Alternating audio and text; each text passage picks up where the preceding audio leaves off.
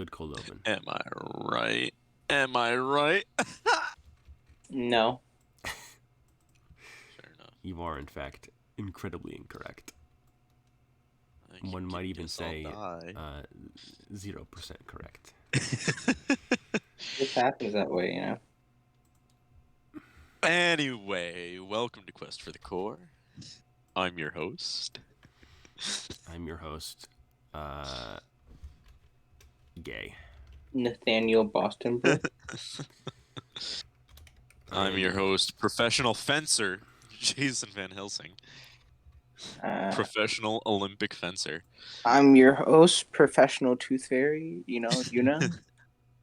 My co-star, Nim. Say hello, Nim. Hello, the crowd. I am Nim. Hello, the crowd. Nem approaches. If you ever do live shows, I want you to only talk like Nem. The whole in the live show. Like if you ever do like a Comic-Con spot or whatever, I want you to harass people as Nem. A 10-foot tall bone fairy be like, you do not understand. We need to go touring, and then we all dress up as our characters. Yes, and right. Fire loaded gun on stage. God, the joke is we all dress up as Knicks.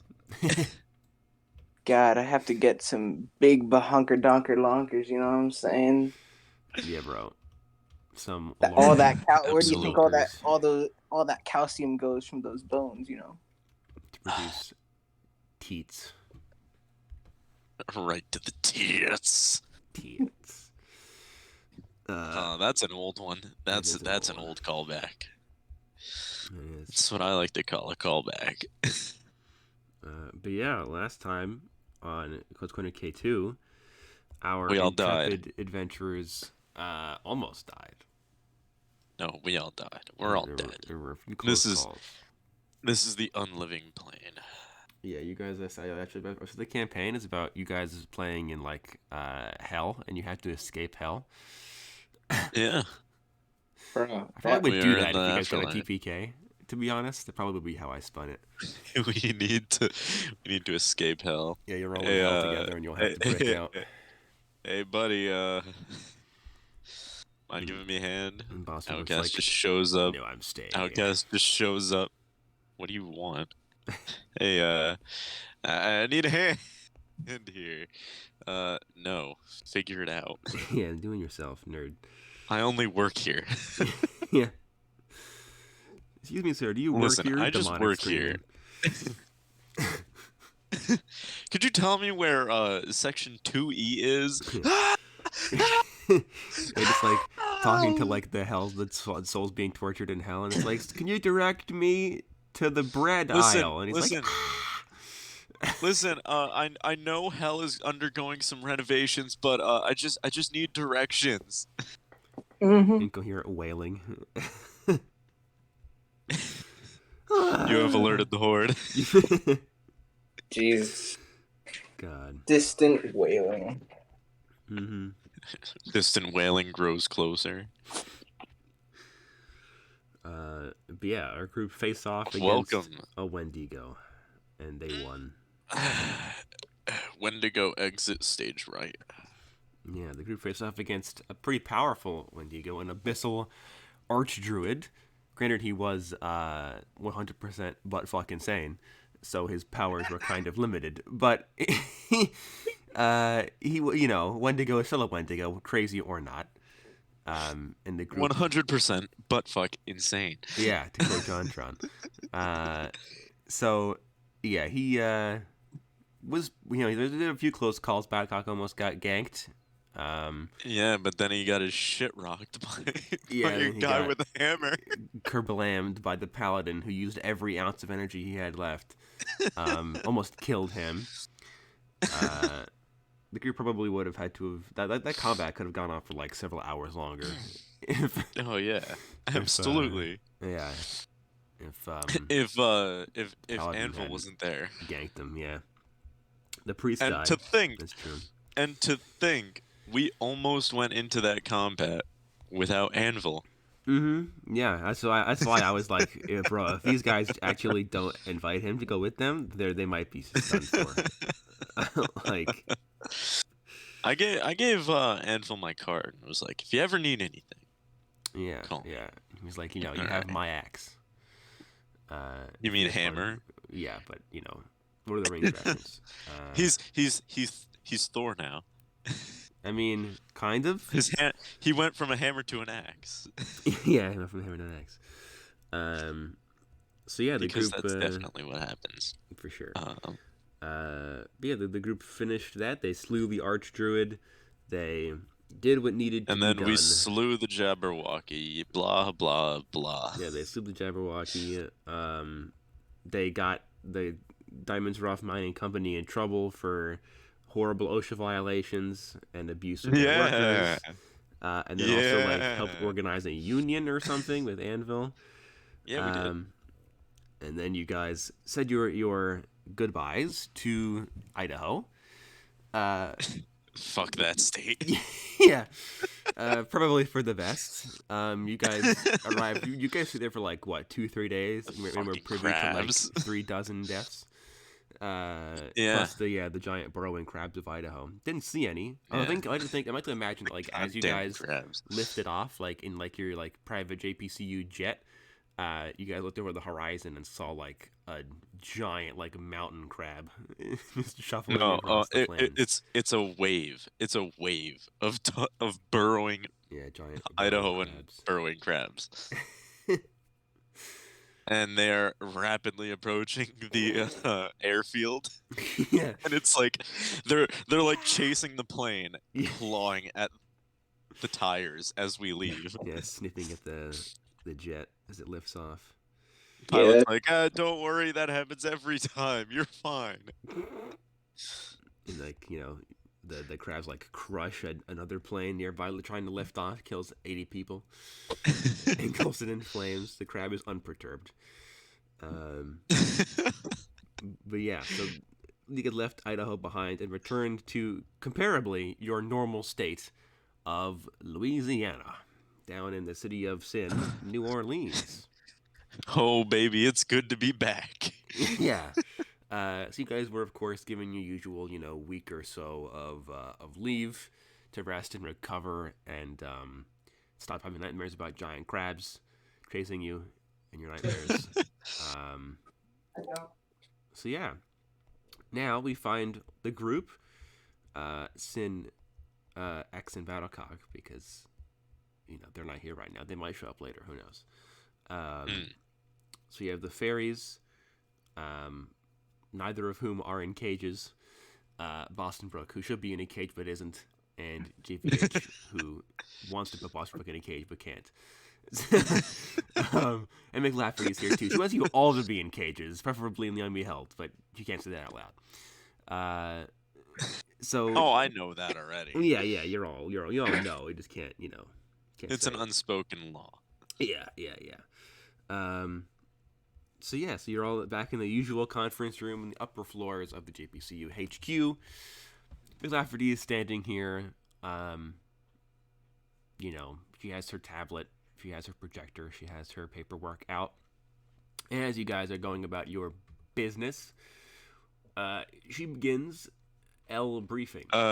JVH to himself is just gonna be like, please don't say crabs. Please don't say crabs. Please don't say crabs. Alright, guys, go back to Idaho. I need you to kill the king Idahoan burrowing crab. It's the size. It is Idaho. Idaho is the giant crab. I need you to kill Idaho. Roses are red. I went to the store. From now on, Idaho is no more. Yeah, I think if I were to give you guys a mission, you'd just be like, all right, annihilation bomb. We're just gonna ballistic missile inbound to Idaho. Yeah, we're just gonna nuke Do not run or seek shelter. Your end is here, Ohioan. Or Idahoan. Fuck you, Texas. You're next. Fuck you, yaw chuckle fucks. Big dick Boston Brook cucks all of Idaho. Fuck you, Texas. You're next. That's in character, because Boston Brook has a grudge against Texas. He hates Texas. Yeah, because Texas is where he got shredded by chupacabras in the desert. So he hates Texas. Doesn't he also hate Mexico? I don't think he's been to Mexico. Well, no, he doesn't hate Mexico because He's been to Mexico That was the multiple first times. mission. Yeah, been there multiple times across his life. He doesn't have a problem. He met his wife in Mexico, so he doesn't He have just any doesn't problems. like Mexico. He doesn't like Does he it. still have a He wife? doesn't hate it either. See, that's like the polarity of Boston Brook. Hates Texas, loves Mexico. Yeah, bro. It's like I can get The duality of men. I can go to Texas and sure I can buy an AK-47 at my Walmart, but and I can get whatever, but I can't. But I can go to a street corner and just have someone give me one. Yeah, In Mexico. Yeah, in Mexico I can get off the plane and they're inviting me to have cocaine and prostitutes. So which would you prefer? You tell me. I know my Boston answer. Brook, I don't think your wife would appreciate that very much. Like, oh, I don't sleep with them. I just talk to them about my theses. About their life choices. hard cut to like a dingy Mexican hotel room with like Boston Brook and this like half naked woman, and Boston Brook's like, So, You're better than Alicia, what do you think brought you here? yeah, you're better than this. Here's my card. If you ever feel like becoming a mage, let me know. I can take you to the right people. I feel like that's why JPCU doesn't allow Boston Brook to give out cards. He still It's does an it active anyway. mimetic. It's an active mimetic cognito hazard. Yeah, he just will give the card to literally everyone he meets, just being like, "Oh, do you want to become a powerful mage and work for a big, powerful company?" Boston Apply to the Brook's just IRS. walking down the street handing them out. JVH is right behind him, taking them out of people's hands and putting them in a garbage bag. Yeah. God. But yeah, so McLafferty's here, and she's like, "All right, gentlemen, ladies, Boston Brook, I've brought you all here today for They're well, worldly this is entities. yeah, this is kind of below your guys' pay grade. I mean, we thought the last mission was too, and that turned out to be above your pay grade, but you still dealt with it, so good job. So never underestimate a case, I guess is my point. That being said, after the incident involving the theft of some of the devil's blood from that auction house. Some unsavory juice. Yeah, the JPC has been keeping a very close eye on this city because the city is very big for magic item smuggling in case anybody else is trying to bring any kind of equally powerful artifacts into the States or into the hands of a private collection. And we haven't found anything worth your guys' time, certainly, except for the fact that a few of our analysts have been, we have eyes and ears in local police departments. Although this case happens to be in other Orleans, so not technically in this city, but, we have In the other city. Yeah, we run the police in other Orleans, so. Some of our analysts have detected a strange pattern of disappearances in one of the commercial districts of other Orleans.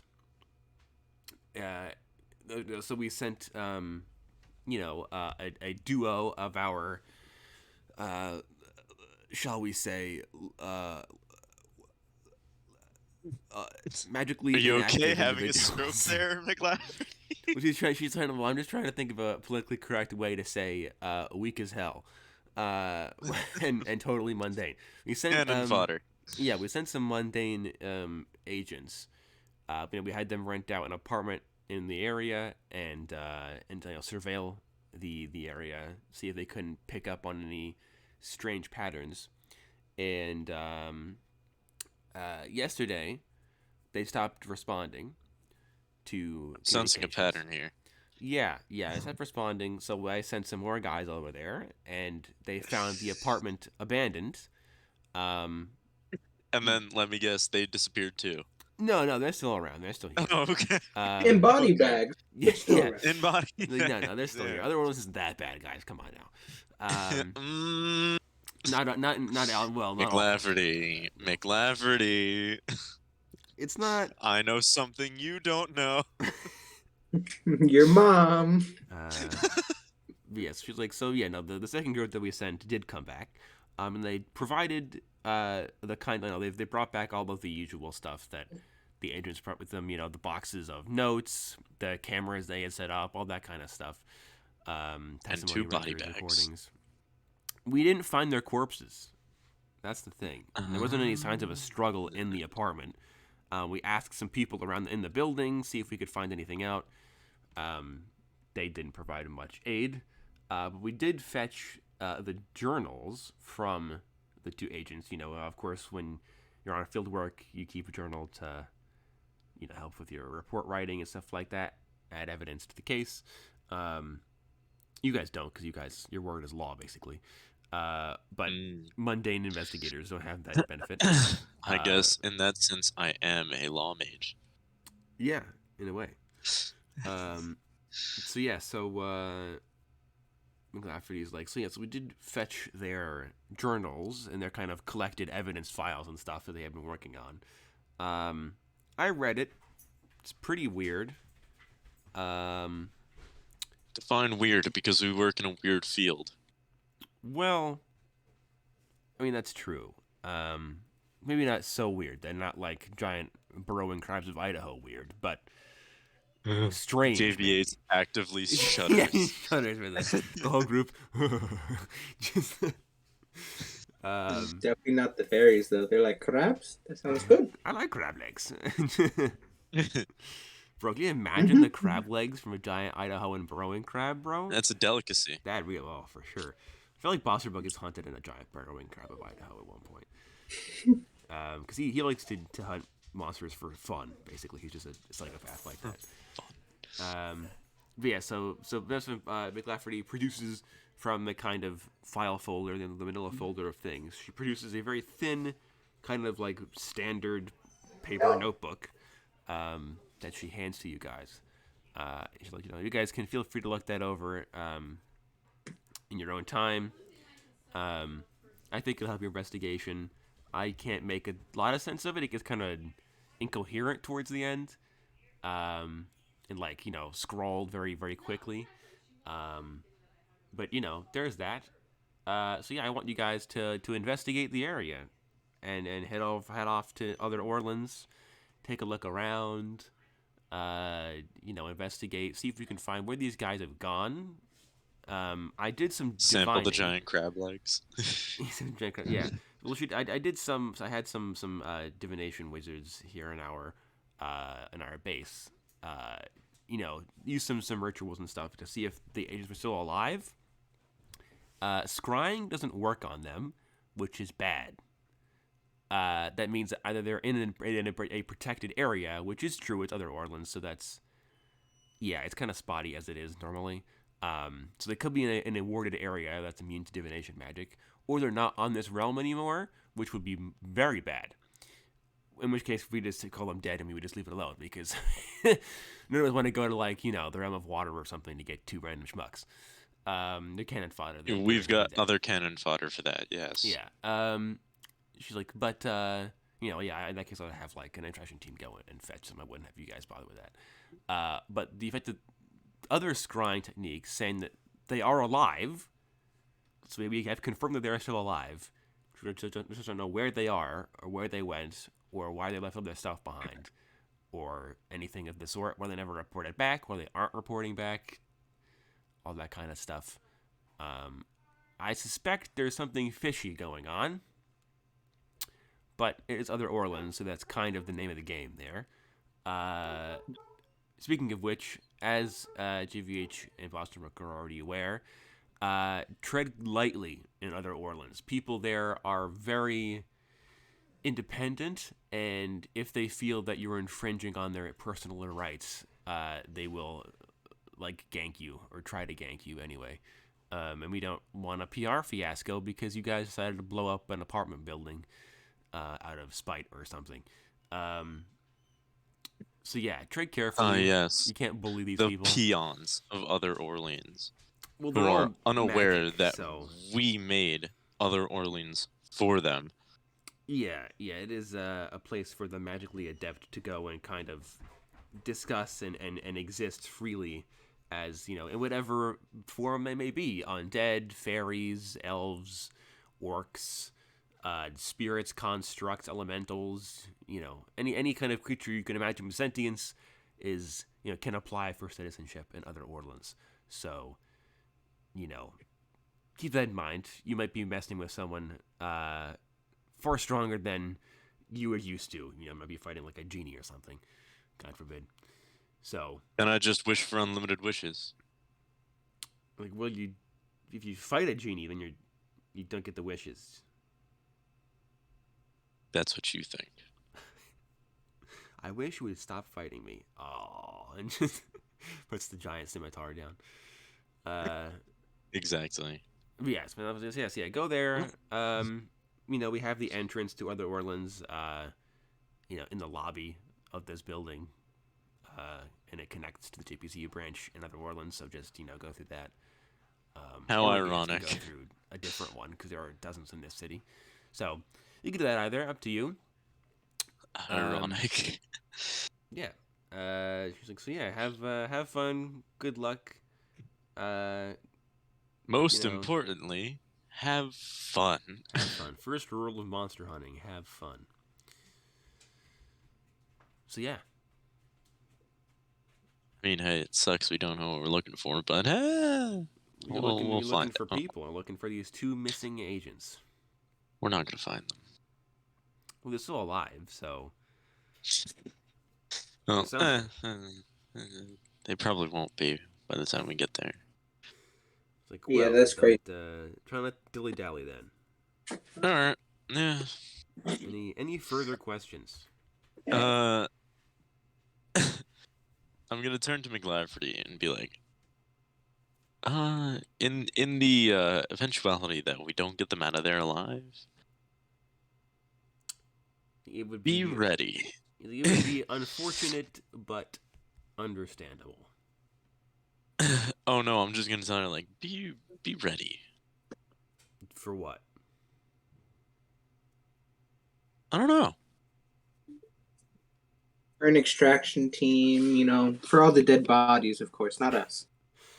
Like, don't worry. I always have we're the ones that we're not the ones you should be worried about. It's like, well, yeah, don't worry. I always keep a level 2 cleanup crew on standby when I send you guys out on a mission. I've learned my lesson by now. Good. Well, anyway, all right. Let's get down to business. So where are we going again? What's this about New Orleans? Going to other Orleans, which is the we're not going to New Orleans. We're in New Orleans. Yeah, we're going into other Orleans. Yeah. I can actually pull up other Orleans' wiki article and read it out for the viewers and also for Kyle's benefit.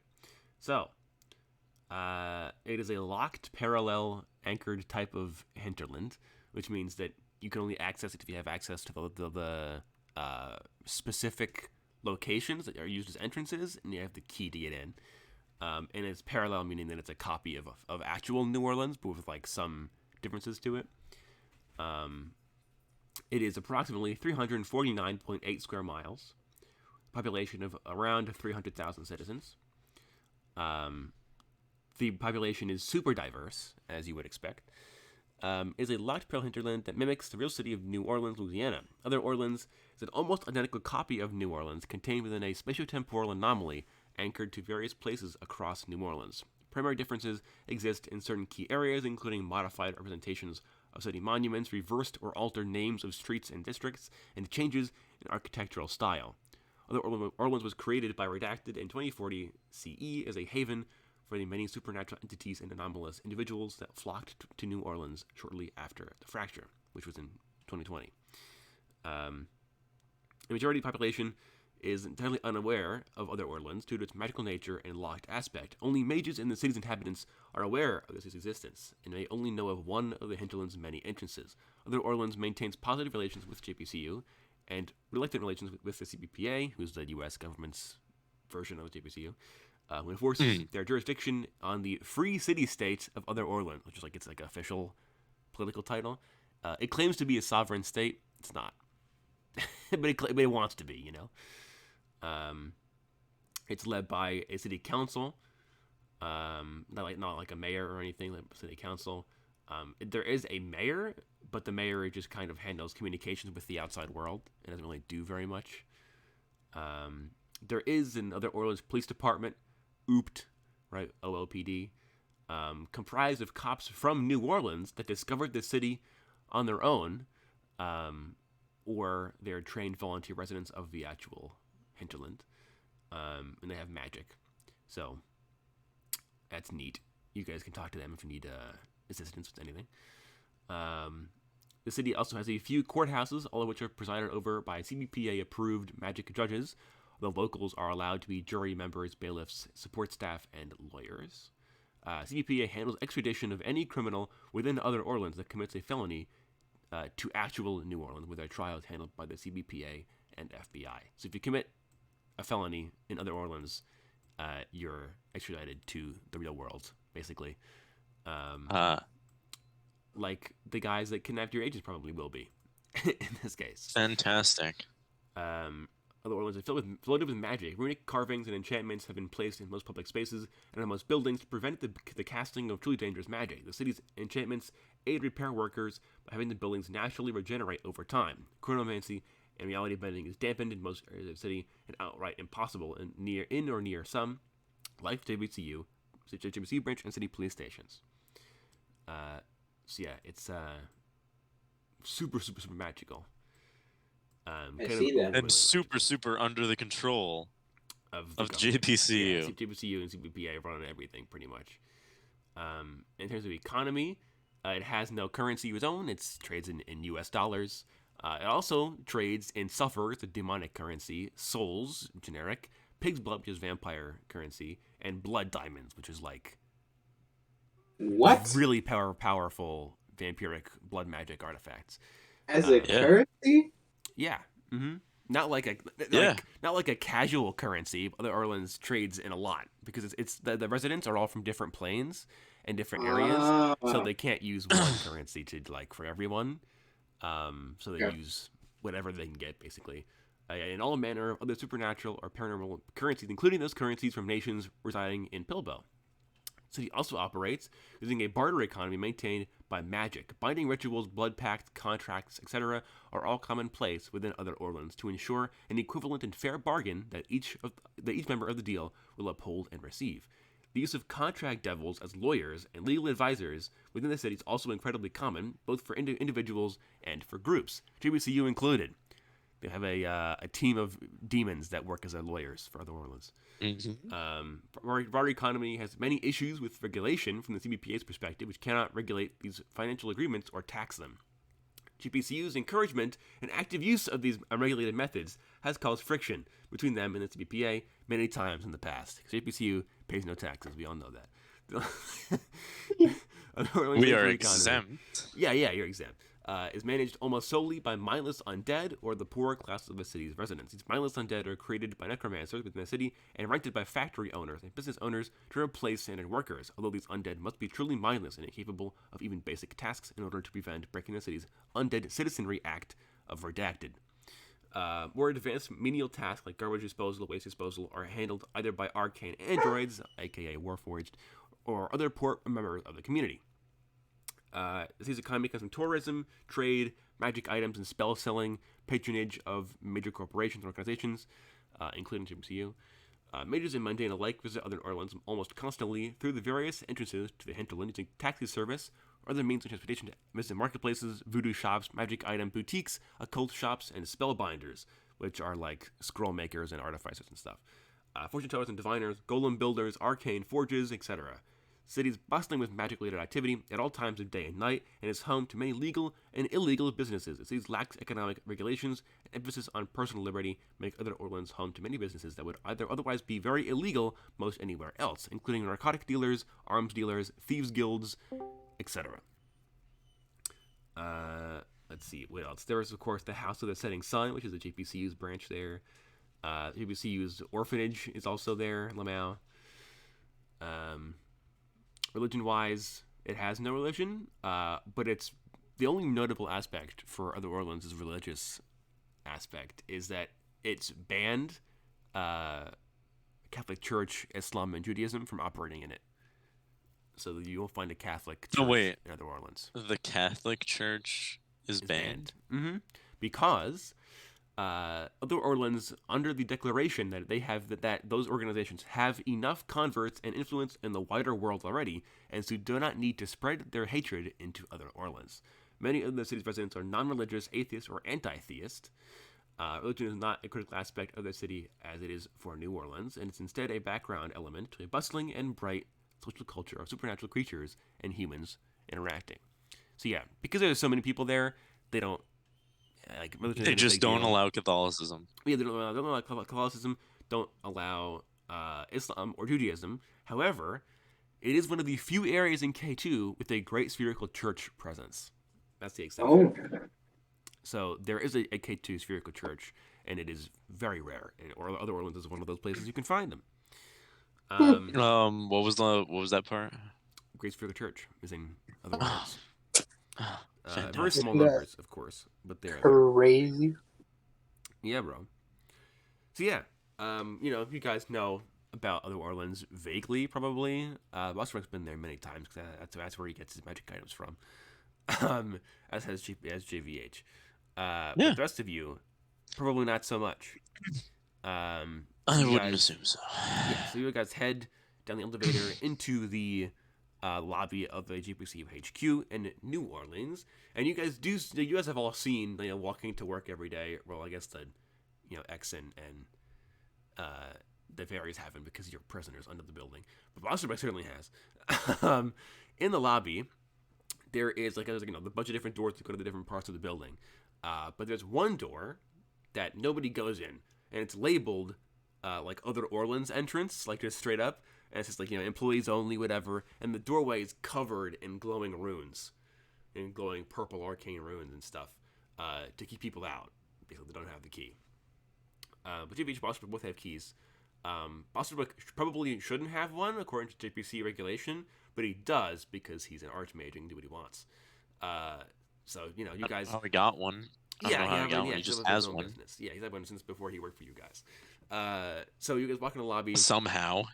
Yeah, well, because he's he knows everyone in the magic community. That's the joke. So he can get. Nem is very happy. Yeah, everybody, yeah. So you go in the lobby, and Nem's not in this. You keep making that mistake. Yes. I am referring to myself. Oh, I see. Not the characters. Wow, third person talking as Nem instead of Nyx. Cringe. So you're on the lobby, and GVH walks up, and it is a physical key that you need to use to get through this door to access the hinterland, but it is a twisted, really weirdly, very specifically constructed key that's unique to only this one door, covered in magic runes as well. So he sticks it in the keyhole, turns it, and the door opens, and when you expect to see an interior of a building or something, the door opens and it's clear blue sky up above, clouds, stuff like that, and it looks as if you guys are walking into an alleyway. You can see the very tight corridors, the brick building left and right, and then there is a bustling street and sidewalk and stuff at the end of the alleyway. Do they have an artificial ceiling? Does the hinterland have an artificial ceiling? Yes. The hinterland has maximum dimensions. I can explain that too. Let's see, where is that? That is here we go.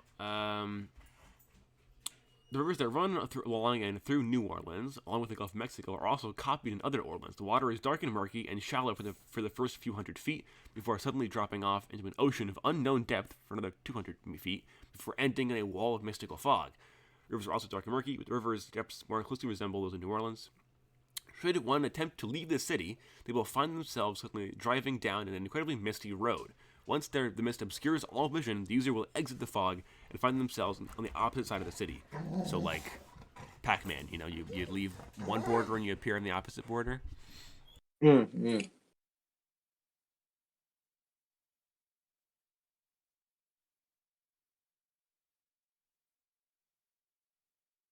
Mm-hmm. Yes.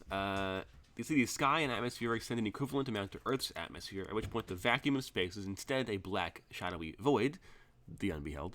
The stars in the sky are faults produced as part of the hinterland's Hooden algorithm, which is like the coding for reality, basically, to replicate a day and night cycle complete with a false sun and moon that matches the day and night cycle of New Orleans.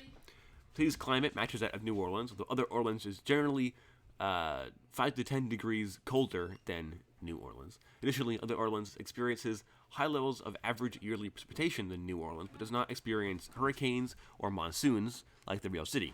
Rather than experience floods, other Orleans has the LeCourf Flooded District, which exists in a permanent state of flooding to house the humanoid, aquatic, or amphibious races and spirits of the various realms. So that's like, if you're like an Atlantean or like a water touched, person, or like a creature from the elemental realm of water, then you live in the flooded district. Whereas if you're anything else, you live in like the rest of the city. Yeah. So yeah, there is a skybox, like pretty much like a video game skybox. It's like a maximum height. And beyond that maximum height is the unbeheld, because it's like where like this pocket dimension ends, basically. You can it looks identical to real life, the sky above, but you know that it's fake. Basically, it's all been produced by magic.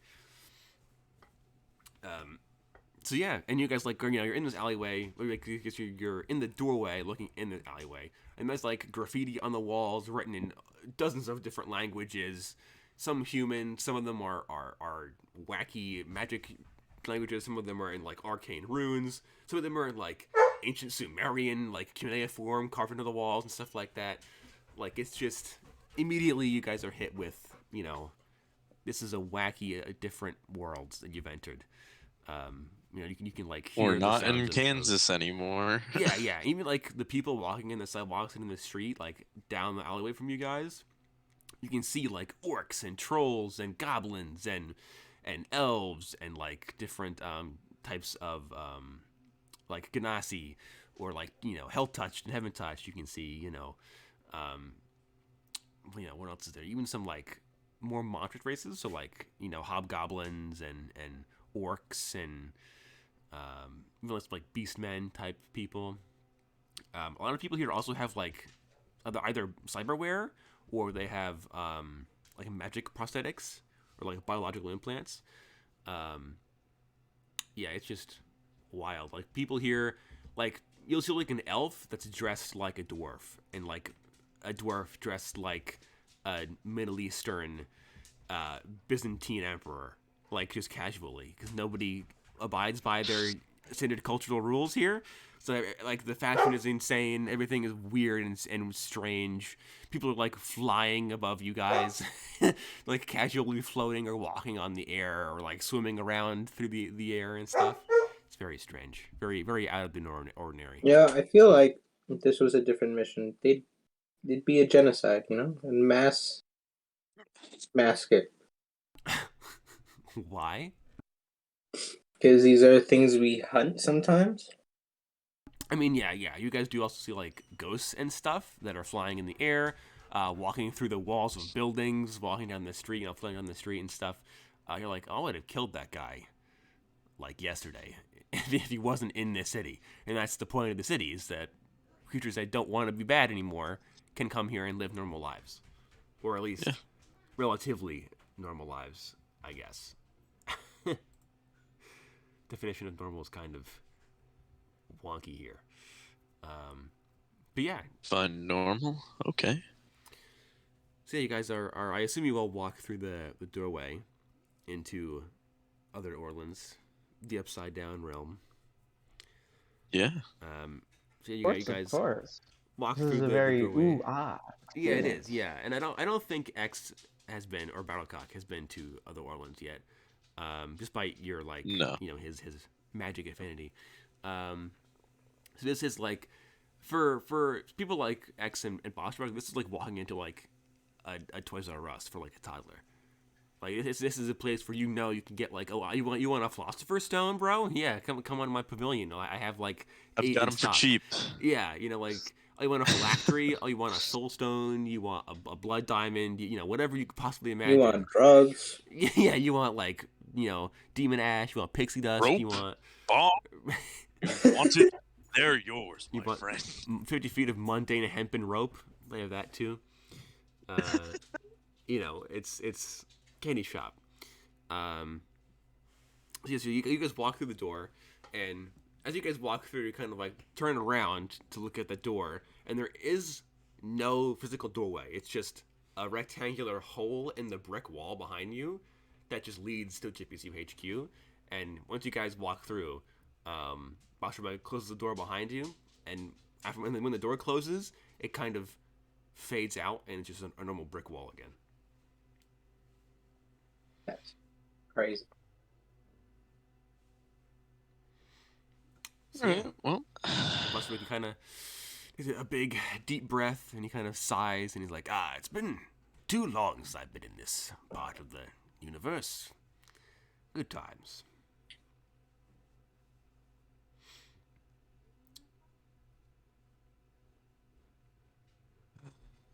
this. I hate it here.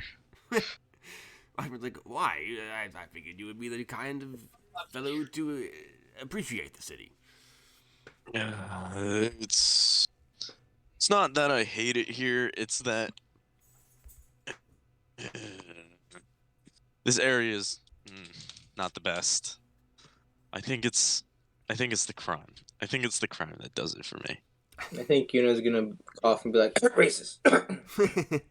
How can I be racist? I am literally immortal. How can I be racist? do I'm not literally Wow. As if there's a Wow. correlation between those two conditions. Bro, you can't be. I'm immortal. I can't be racist. Vampires are never racist, though. Come on, dude. Yeah, like, bro, that I can't knew be one racist. black guy 500 years ago. I can't be racist. I was black 3,000 years ago. Come on. Okay, I'll put it this way. If I was racist, you wouldn't be here right now. That's a lie. You work for a company. Wow, racist? Yeah.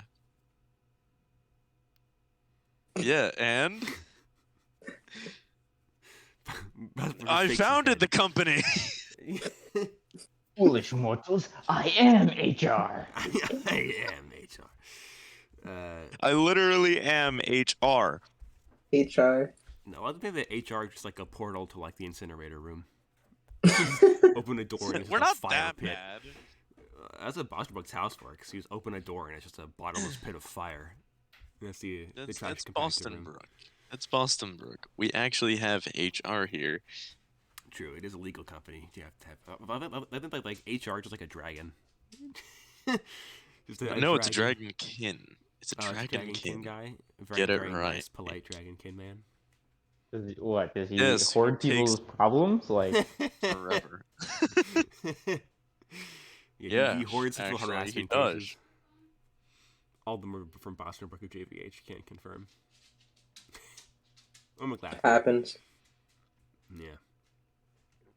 No, McLafferty's cases are all sexual harassment. Yeah. I can believe it. I can believe it.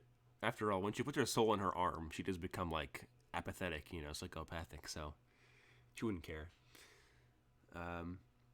Happens all the time. Yeah, bro. But yeah, so you guys are in this alleyway. Mushroom's like, well, regardless of your opinion of the area, this, crime's not that bad, so long as you don't, keep an eye on your purse. And he just begins walking down the alleyway towards the street. Immediately gets mugged. Yeah, takes one step. A horde of spirits assault him. Roll for mugging. Yeah, roll for random mugging encounter table. Happens all the time. God. But yeah, where are Every you guys time. off to? Well, don't we have contacts in, You do. There are Other JPCU branch, or you could talk to the OOPD, the local police force. Or you could call the CBPA if you really want to get yelled at by an FBI agent. You do that too. Why would we get yelled at by an FBI agent? Because they don't like JPCU, and you don't like them. Oh, that's too bad. You know what? I'm gonna call the FBI agent. I'm gonna go to the CBPA just to berate them. just to harass the magic police. Just be like, yo, you guys suck. Get wrecked. And Yeah. walk out. Yeah, they do. They do, because we wouldn't have to be here if they didn't. Wow. They do their job, but their job is different from yours. You guys have a more active job than they do. They just enforce the, like, America's laws. Right. You guys have to go out and hunt actual monsters. It's definitely for that reason. Yeah, they can't do anything unless somebody calls 911 and reports that a ghost hunting their house, whereas you guys can just, like, scan a neighborhood, find the haunted place, and then handle it yourself without needing to be invited to do it. You can just do it. Because you're not a government agency, you don't have to abide by people's rights quite as much as the government does. We don't need a warrant. Yeah. We are the warrant. We are the warrant. See this magic glowing rune? It says that you're dumb. Technically, JVH would be the physical warrant. Yeah, pretty much.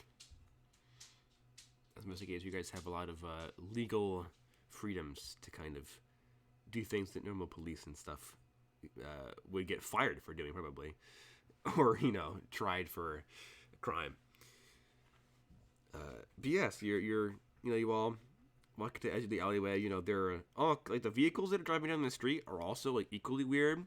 Like there are like horse-drawn carriages, like floating dwarven-made like magic crystal-powered hovercraft. Like there are metal horses. There are like gnomes and like halflings that are like riding on like dogs and stuff down the street. There's like fairies that are being carried by like floating fairy like rickshaws and stuff like that, flying in the air. People are riding like unicorns and pegasi, and it's just really wacky, like a cartoon basically.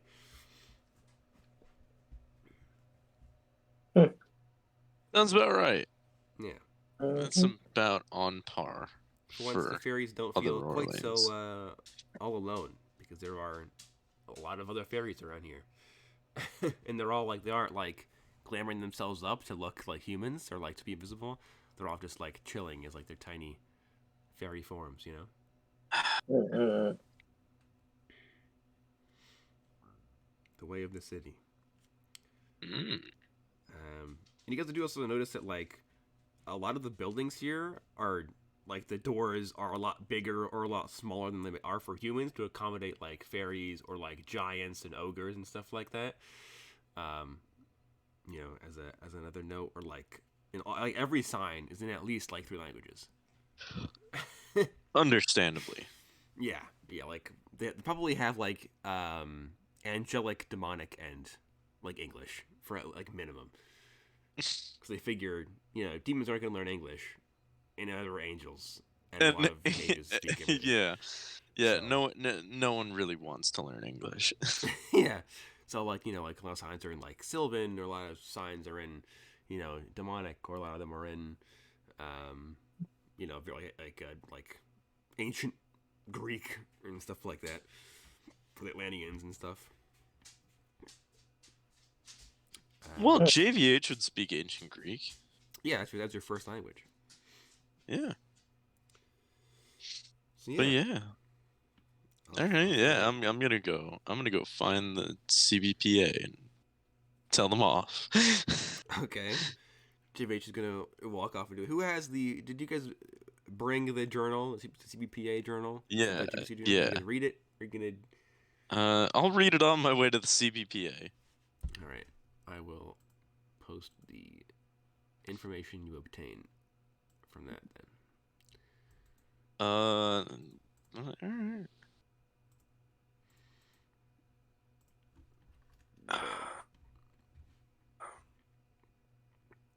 It reads, initial records by agents appear standard from days 1 to 3, nothing unusual. Every evening of day 3, the agents explain they've noticed a lot of traffic into the Violet Petal, a restaurant across the street from the agent's apartment hideout. They decide to go inside for dinner to investigate. At 6 p.m., Morning of day 4, around 10 a.m., the agents report that their dinner was excellent and they saw nothing of note inside the restaurant. Next few days of investigation repeatedly mentioned the agents going to the Violet Petal for multiple meals a day. Agents only wrote a few notes on day 6, most of which were rambling stories and anecdotes about their childhoods or pasts. The notes stop on day 7, the final note simply reading, "Some things I can't remember, but I sure won't forget." And that's it. That's the last line. Odd. Very odd. Odd, but okay. Possible memetic hazard? Well, I mean, I've got a dosage of an anti-memetic shot, so... Guess what? Boston Brooke's going to eat at that restaurant. Only Boston Brook? Yeah. Wow. Wow, Yeah, you're not 'cause- letting us privy to some good food? Despicable, despicable. Yeah, well, do you want to forget your memories and possibly get brainwashed? Honestly, it sounds like a good time. It would I only mean- make I only have- X more sane, so. I, actually, you know what? Yeah. Then yeah. All right, yeah. X, you're the guinea pig. Then I don't think anybody else is gonna I mean, if you tell the group give me any Korner, then pushback. Boston Brook would be like, "Ooh, a magic restaurant? Sure, I'm quite No, hungry." no. Well, I X mean, already admitted that he wants to become more sane, so well, Well, yeah, I we never can- said that. We can go in for to. I'm enjoy not a going nice to eat meal. anything. I'm not going to eat anything. This journal says a lot. Well, I mean, your Watson loss. Brick is like Yes, an my abjuration loss. mage. He can probably, protect himself if he really cares to. Yeah, he's also immune to psionic intrusion and immune to mental effects because of his willpower. So I mean, hey, you know what? You're the one possibly eating eldritch flesh, so it's fine. if you think you can prevent against that, by all means. But as far as I'm concerned, it's time to berate the the CBPA. Okay, so you arrive in front of the CBPA branch in the city. It is the same location as the CBPA branch in actual New Orleans. How droll. Oh yeah, same with the JPCU and everything. So yeah, it's No, I'm criticizing them on it because they're not cool.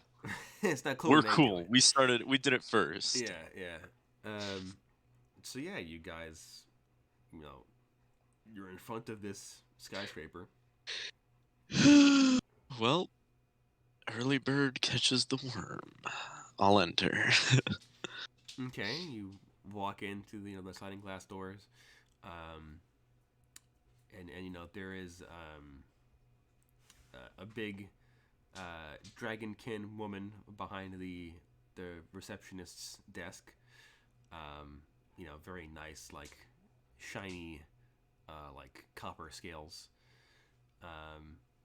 She's like, good morning, sir. Can we help you? Yes, I would like to speak to the director, please. And as I say that, I'll pull out my ID and flip it to her.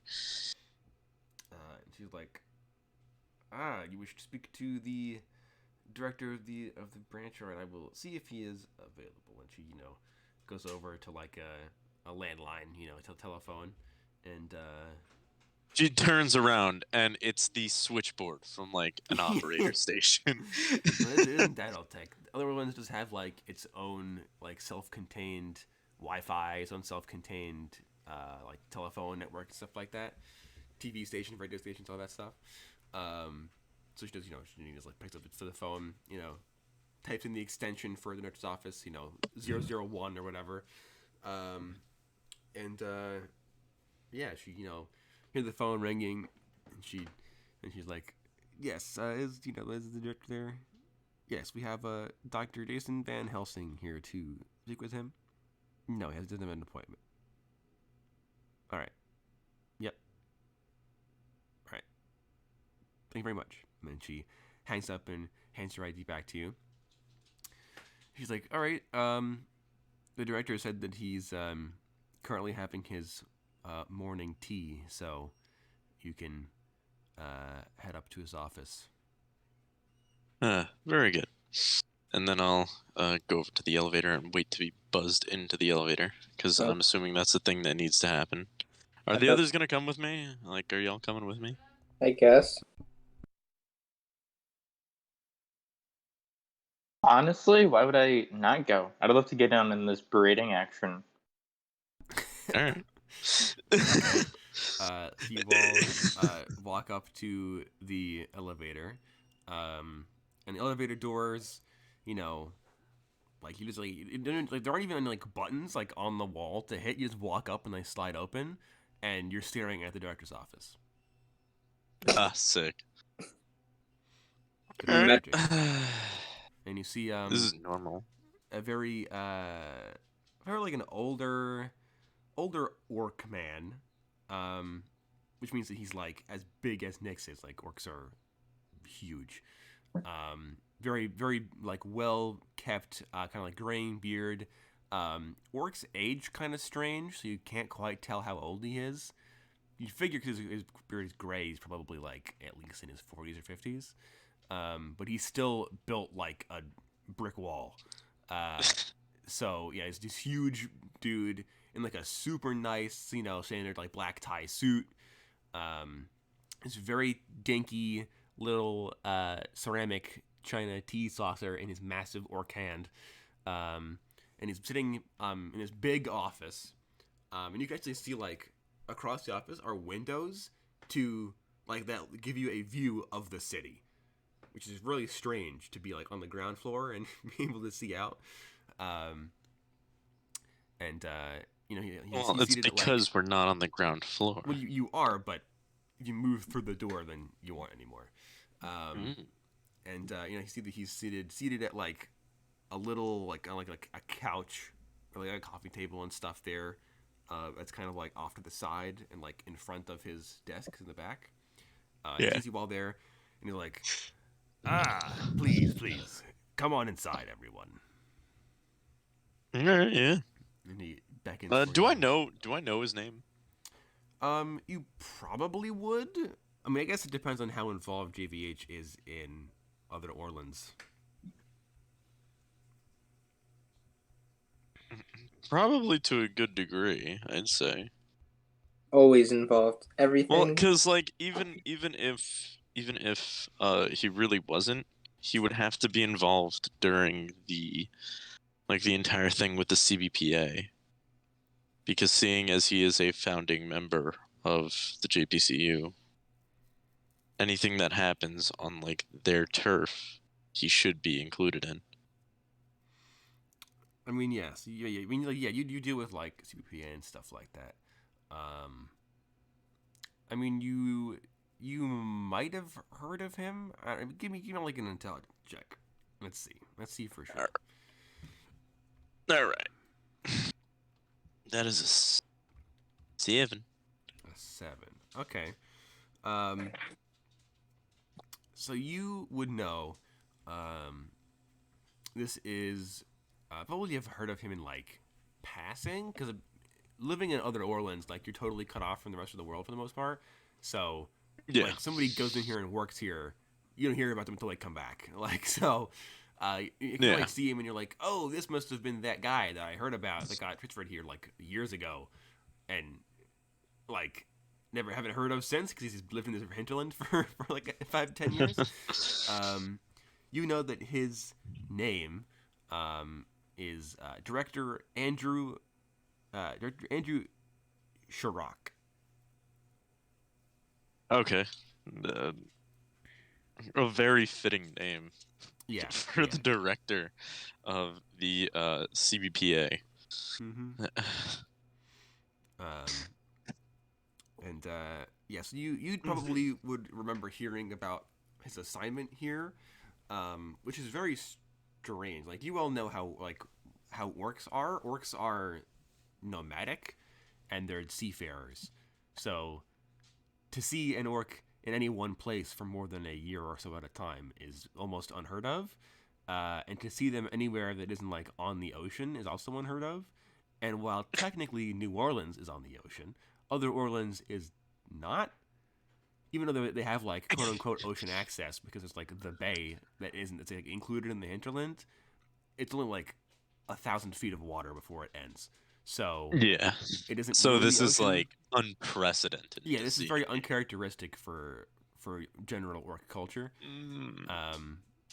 You'll walk in and you see that like Mr. Shurok, his office is adorned with a bunch of nautical trophies. So there are like harpoons on the walls and like stuffed shark heads and like Rowing team swordfish and trophy. stuff. Well, it's like stuff from when he was previously a sailor and stuff. So there's like Rowing team harpoons trophy and from high school. oars and there's like Can on he? the Okay, can he have a trophy from rowing? sure, From like I a rowing guess. team? Okay, cool. Because I think that would From, just like be the really CPA funny. Academy. The CPA Yeah, rowing the team. rowing team. So yeah, yes, he has like He just strikes me as that kind of guy. Yeah. Very capitalist. yeah.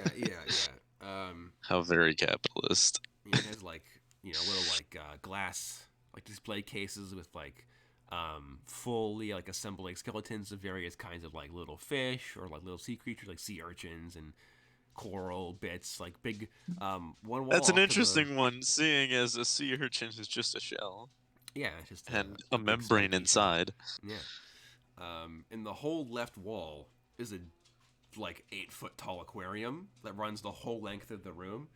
And there are all kinds of fish in there. Some of them are not from this realm of existence.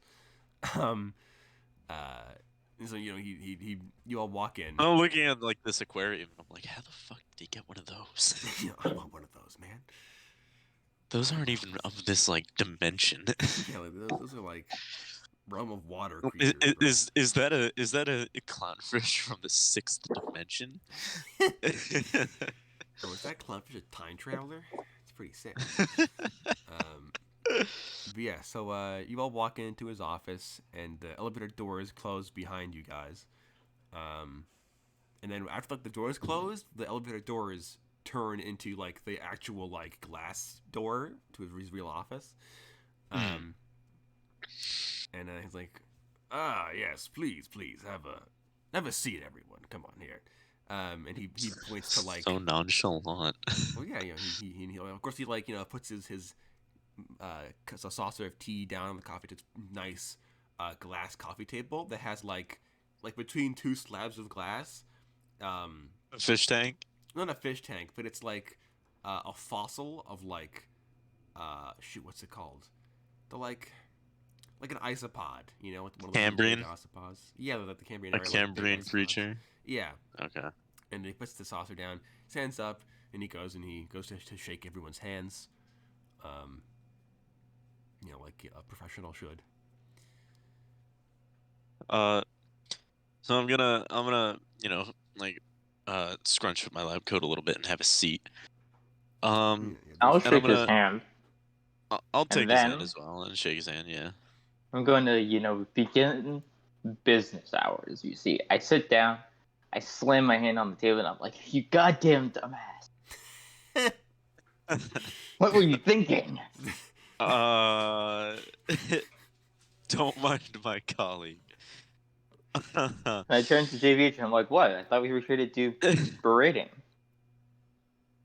Yes, but this is a different kind of berating. Oh, I see. Now, you wouldn't happen to know anything about a Violet Petal restaurant, would you? So X slams a hand on the table, and the orc guy, Calls him a dumbass. Yeah, calls him and insults him in his own office, and damages his table. See, like the glass cracks when X slams his hand on it, and then by the time the captain turns around, the cracks are like sealing themselves back up and regenerating the furniture. It's all magical in here. So you sit on the table, you insult this guy, and the captain he turns over his head, like as I said, over his shoulders, and also you can see that like whether his head was turned when you first walked in, didn't notice it, but there was like a huge scar from his left temple down the side of his head and into like where his hair is. And he looks over his shoulder at you, and you see this big scar across the back of his head, and his muscles like super tense up as he like stops himself from straight up like snapping your neck like a twig. Basically, this guy is huge. He stops himself as you just like, don't mind my friend. And the captain turns around, and he's like, "Well, your friend should be lucky that this furniture is all warded to be self-repairing, or else he'd have a check to write me." Of course. Anywho, you wouldn't happen to know about a Violet Petal restaurant, would you? Because it appears that some of our employees have gone missing as of recently, and seeing as you are an active director here, I would like to know what information you have. So the director kind of turns around, and he like mage hands his saucer of tea over to him as he's still standing when you guys are all sat down. And he sips his tea, and he's like, a Violet Petal. I do remember maybe like a week or so ago reading some paperwork related to something with that name, I believe. I can have a look. I'll show him the journal. And he takes the journal, and he flicks through it. He kind of like holds it in his right hand, and then the mage hand flips the pages for him because he has his other hand with his tea. And he like reads it pretty quick. Wizard, smart. He is a muscle wizard, by the way, so keep that in mind. A muscle wizard. Yeah. So he flips to the pages, and he reads like the whole journal in like a minute, and he closes the book, and he mage hands it back to GVH. And I'm like, I can have a look through my records. I can see what our database has on the building. We have access to all of the municipal information, floor plans and permits, history, revenue information, tax history, all that sort of stuff. If you need to look at any of that. All right. But before we get down to business, if anyone likes some tea. I think I'm good. All right, and the rest of you.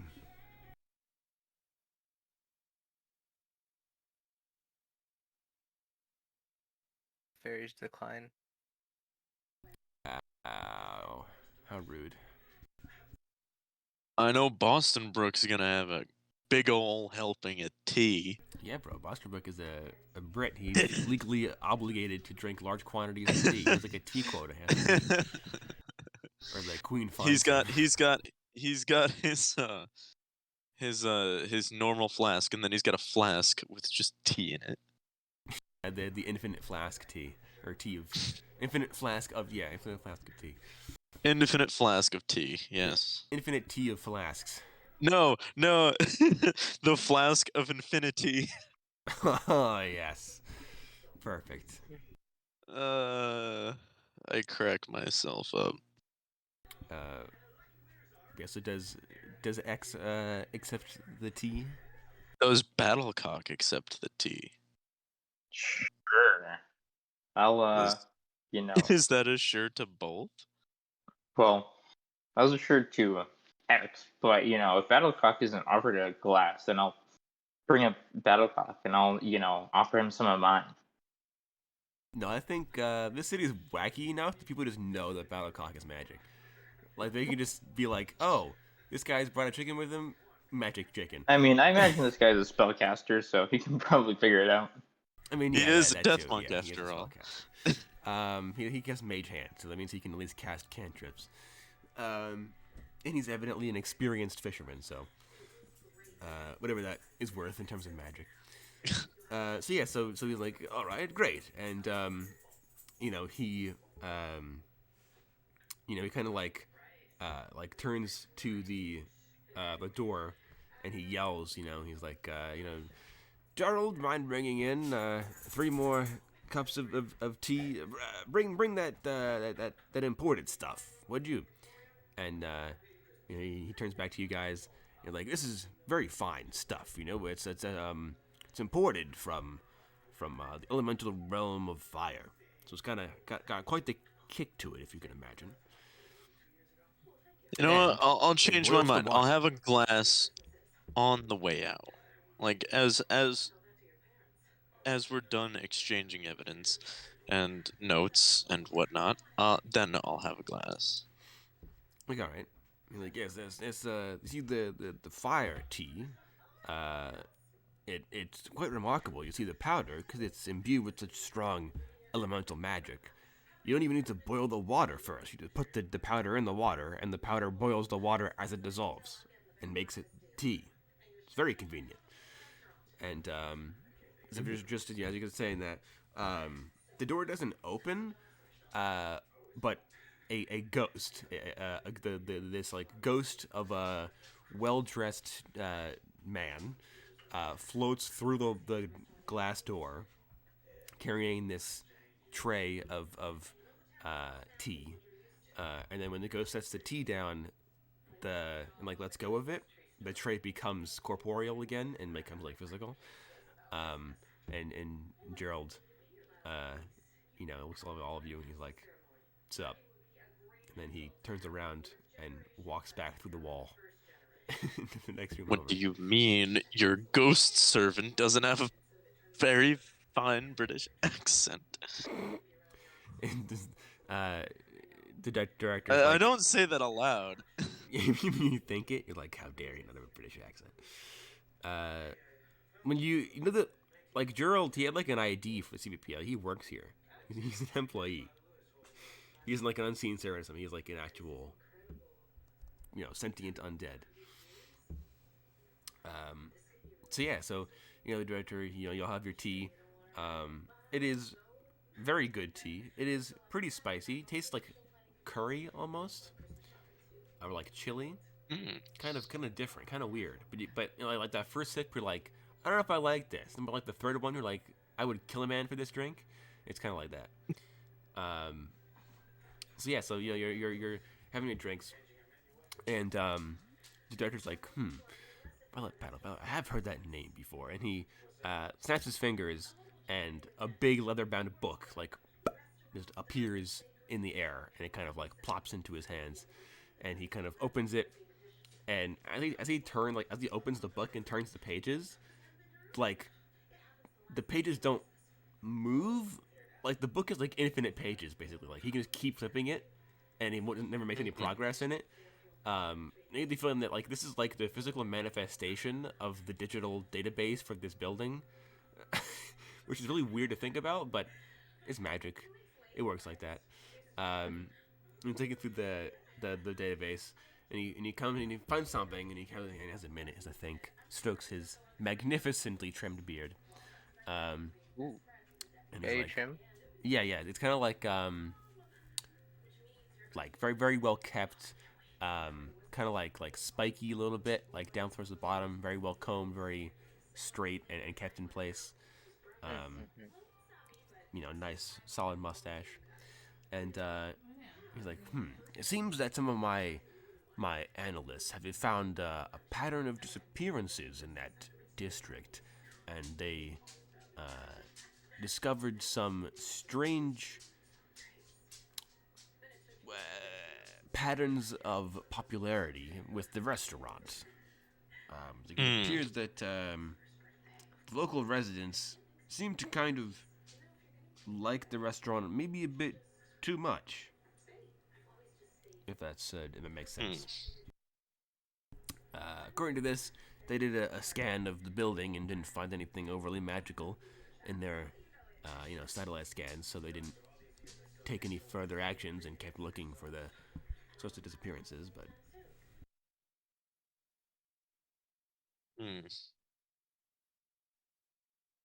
I see.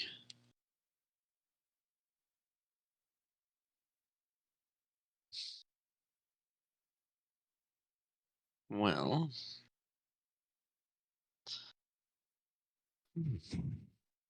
Interesting.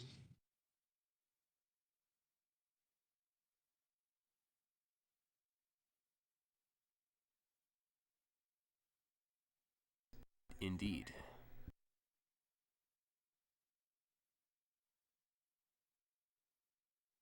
So there are a pattern of disappearances Yes. Yeah, there is. in terms of that restaurant. In the area surrounding the restaurant, but yeah. Okay. So essentially the restaurant is the key here. Seems that way.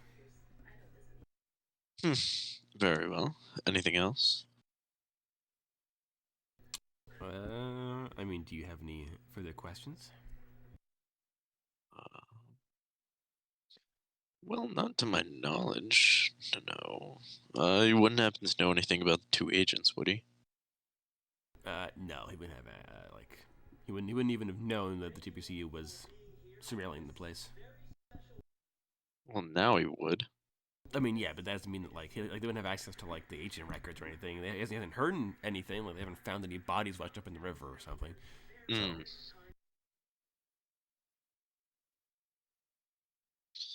Alright, well.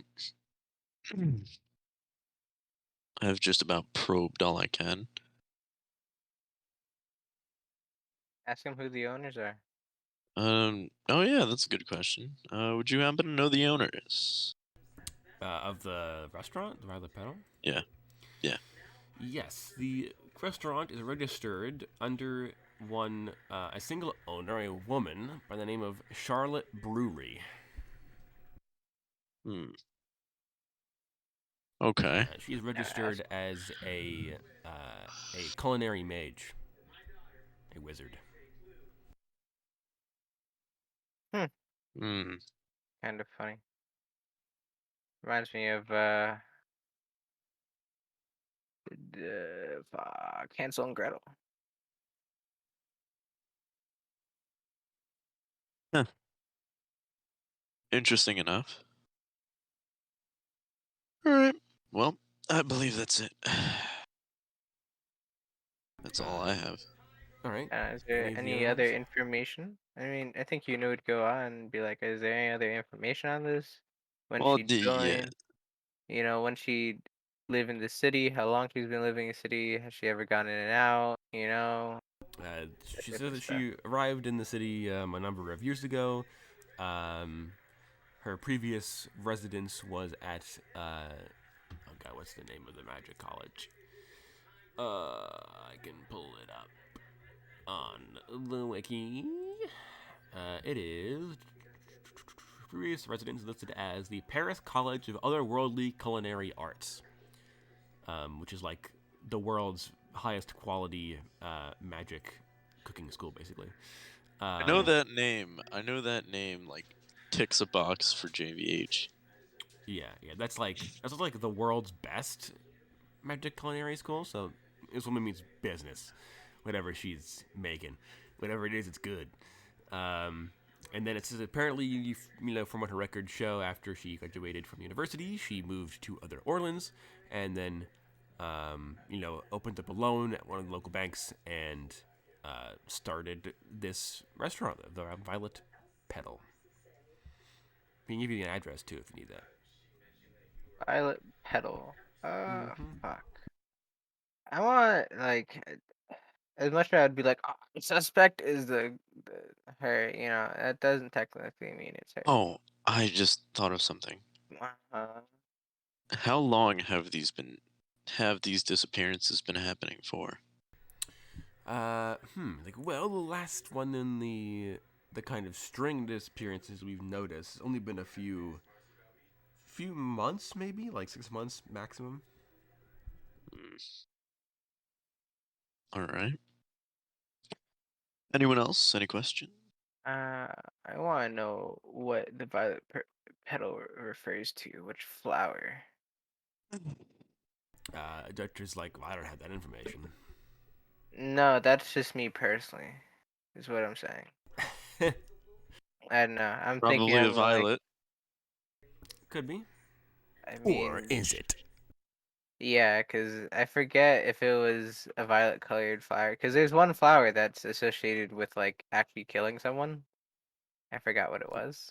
There is Nightshade, which is kind of purple, I think. Or like, pick a poison like cyanide is colorless and it smells like almonds, so that doesn't fit the pattern. Yeah, so like I don't know if she's just a creative woman or it's just like I like petals and I like the color violet. Well, the shop is listed as a tea shop plus restaurant, so the violet petal part you figure is like a nod to it being primarily tea based. Yeah, so who knows? Who knows? Who knows? But that's my take on it. I guess we'd have to. There's no cameras on the streets. Yes, no. There are like, I mean, there are, but they're either privately owned or or are under the jurisdiction of the local police force, and the CBP would need a warrant to requisition that information. But we don't. Well, you do still, because it is like interdepartmental interaction. So there is still like bureaucracy involved. But bureaucracy. Okay. I'm just wondering if if she's affiliated with a gang. My options are either A. affiliated, a French woman is affiliated with the city's largest gang called the Baguettes.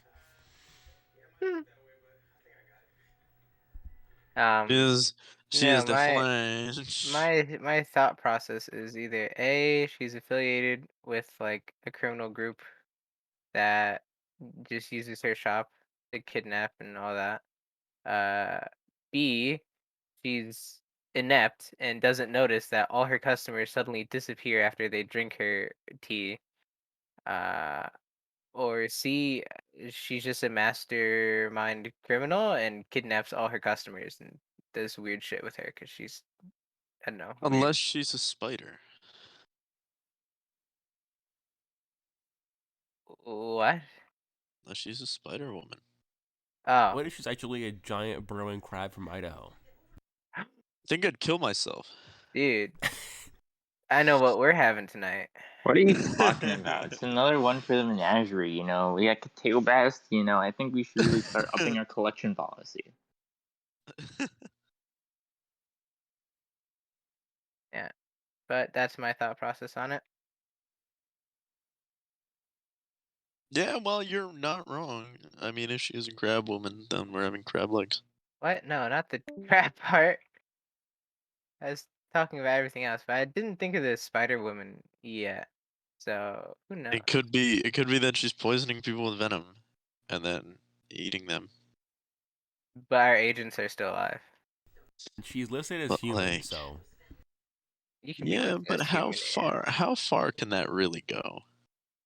Actually, what is a human screening means process? unmodified human, because cyberware or like biological implants are considered mutants, not humans. Wait. But is she really human if she's making people disappear? Well, no. What I'm saying is, how is there screening? Like, how is it? Yeah, perfect to the how deep point? does this screening go? Yeah, that's what I want to know. It's divination, so Oh, you unless can't she is, really. unless she's immune to divination, it's 100% accurate. All right, I mean, she went to the best magic school known to man, so.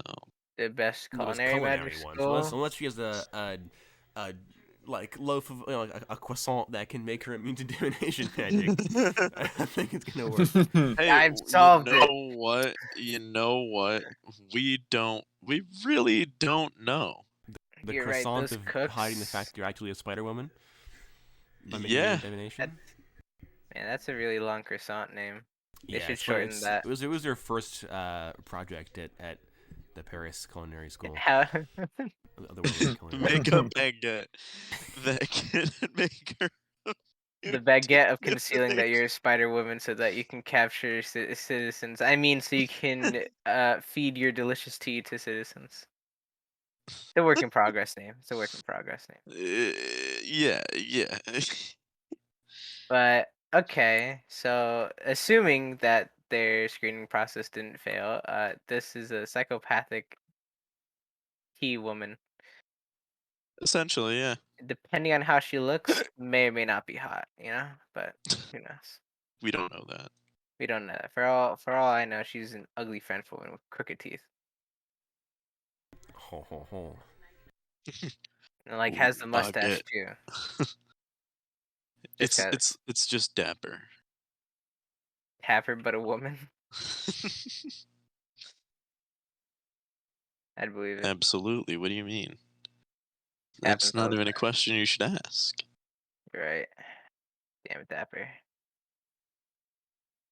Hello, gentlemen and lady.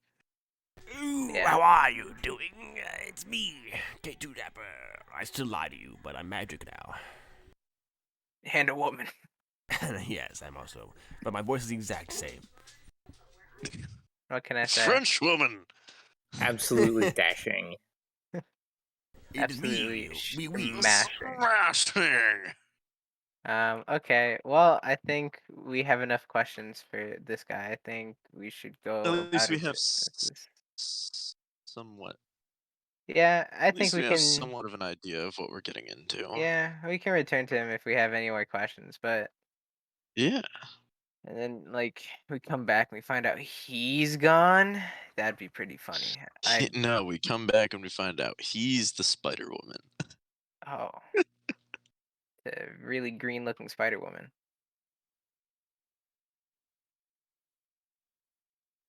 Alright, well, off to the diner. Yeah. All right, so are you guys going to go to the Violet Petal then? Yeah, I'll go to Yes. the Yeah, violent, the Violent petal. Petal. It's gonna be The violent real quick. I'll tell you what. Yeah, probably.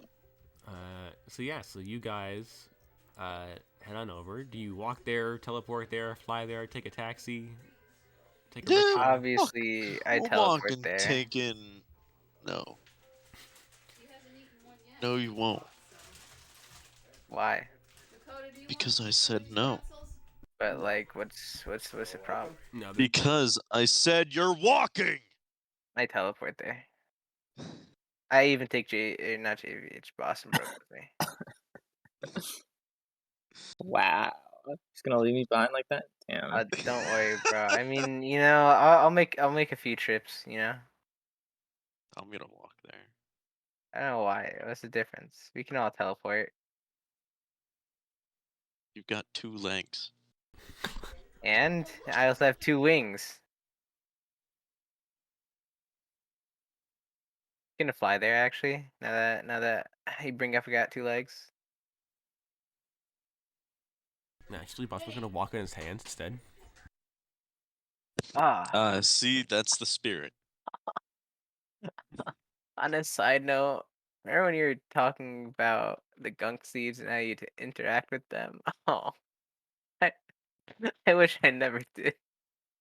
Oh no. The what? To DRG, but oh god. Ugh. So you Well, guys, anyway. are going Yeah. through the city, and it's pretty wacky. There are different like there are people like busking on the side of the road, playing like different music, instruments you guys have never even heard of before. There are people selling things on the side of the road or like off the sidewalk. Everything from like clicks of invisibility to cigars to firearms to undead servants and golems and stuff. In between missions, did I get my ricochet rounds? I believe so. I don't know if I finished. I think I finished it. Yeah, they should be added there. Okay. But yeah, so you guys, you're walking down the street. You got all this fun, wacky stuff going on that you guys are seeing. Eventually, you hit one of the kind of side streets, and you take like a right down one of the side roads in one of the commercial districts, and you come upon this small, one-story, kind of quaint-looking restaurant. It's got like some nice like outdoor seating to it and stuff. and it is called the Violet Petal.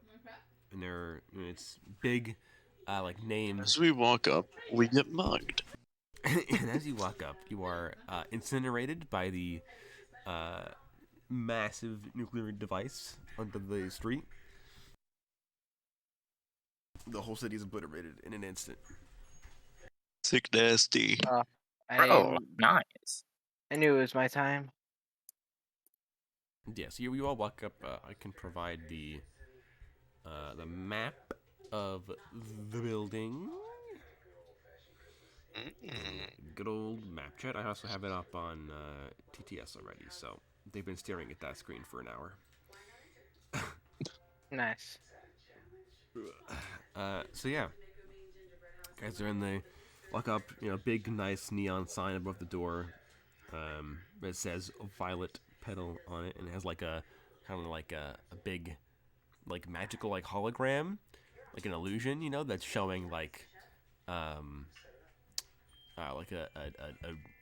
pretty woman drinking a big cup of tea.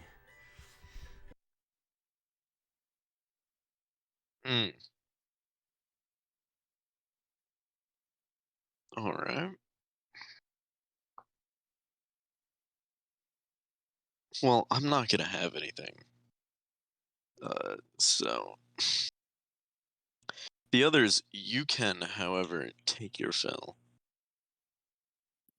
Oh, of I tea-based most drink. certainly will. All right, which what do you guys walking in, booth or table? I think bar? booth. Booth. Definitely. Booth, because we're classy. What? I mean, there's like a corner booth there. You can take. Yeah, I was gonna say, I was like the corner booth, so we don't get shot in the back of the head. You know what I'm saying, mafia Yeah, style. that's why I said booth. Yeah, you didn't specify corner. It's always assumed that when you take the booth, you sit next to a wall. Yeah. Or you sit behind a wall. Okay, yeah, Yeah, that doesn't you guys specify take corner. the corner booth off to the side there. In the corner. The waitress kind of, I guess there's even like a physical menu. You just kind of sit down and like the illusion of menus appears in front of each of you, and you can like tap the illusion and then it like whatever you want, and like a different screen will pop up that gives you like a description and like an image. It'll also produce the smell of the item that you tap on, so you can get like a taste of it basically, like before you try it. Very convenient. I wish this was in real life, honestly. So yeah, and they have like one big menu for like tea and stuff, and then another big menu for foods.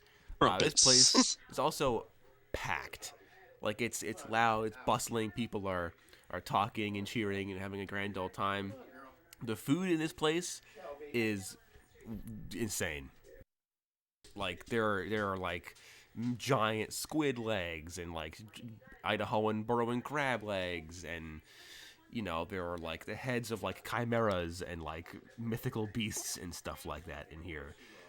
They've got like crazy like dinosaur meat, like dishes and everything like that, or like seared creatures from the elemental realm of fire, or like nice like big fatty like roasts, like slow roasts that are from creatures from the realm of snow and ice and stuff like that. And they're all like big quantities, these, and then it all smells divine. Literally divine? Do we have any, like angel wings in here?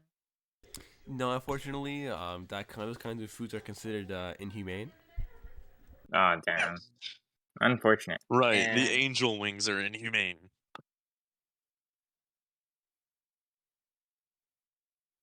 I mean, they do have like other kinds of like celestial beings based food. You'd eat a chimera. Yeah, I mean they're not sentient.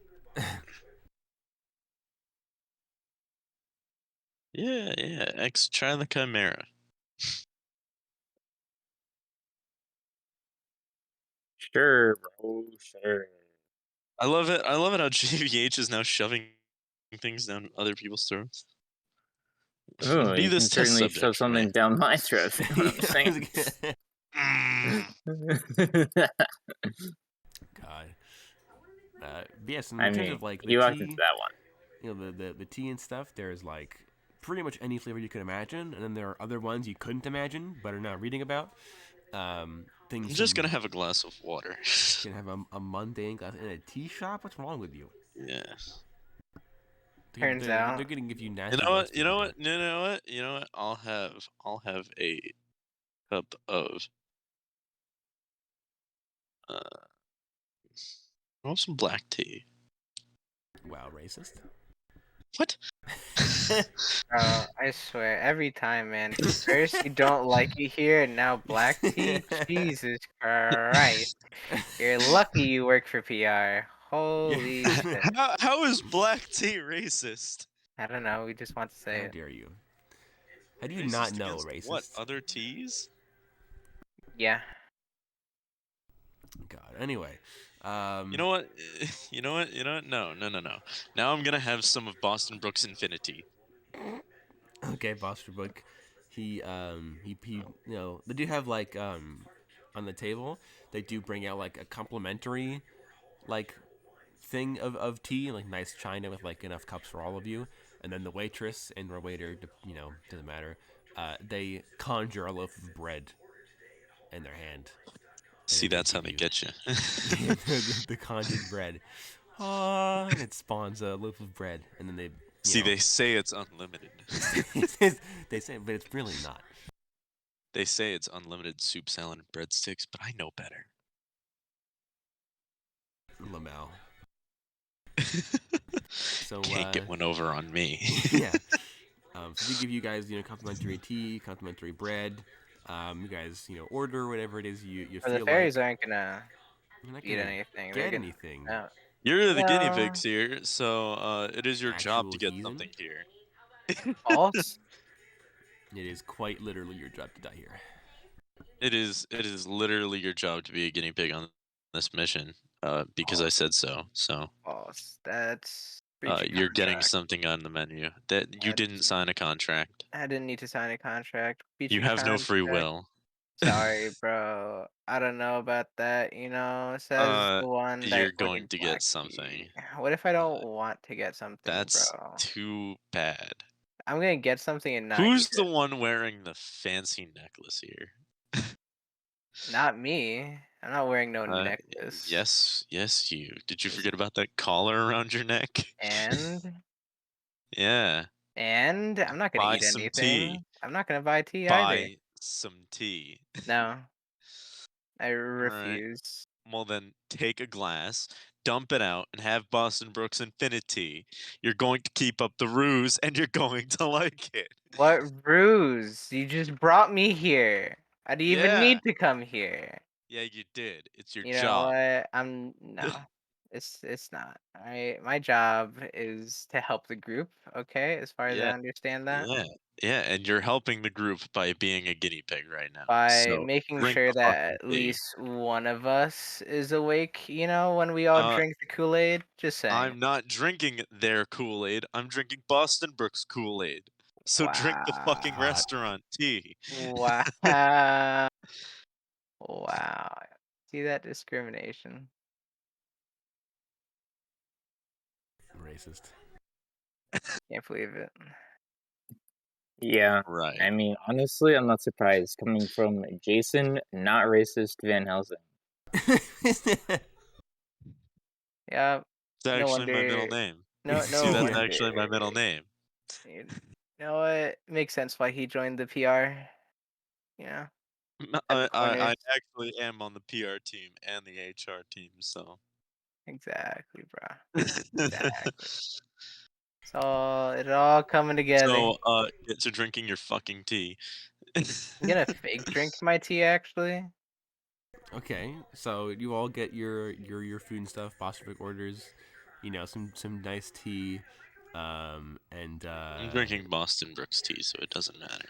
yeah, you can have some Infinity, and you know, I think Bostovic would also order like a you know, like turducken or something like that. But it's like not a turducken. It's like a turducken, except like to make this magic turducken, they had the chicken like telefrag the duck who telefragged the turkey, so they're like fused into each other, like Jesus. physically, like like matters, the actual like the flesh So is like what you're fused. telling me is that this turducken is a spatial anomaly that violates Basically, This density hyperdense law. chicken. should not be.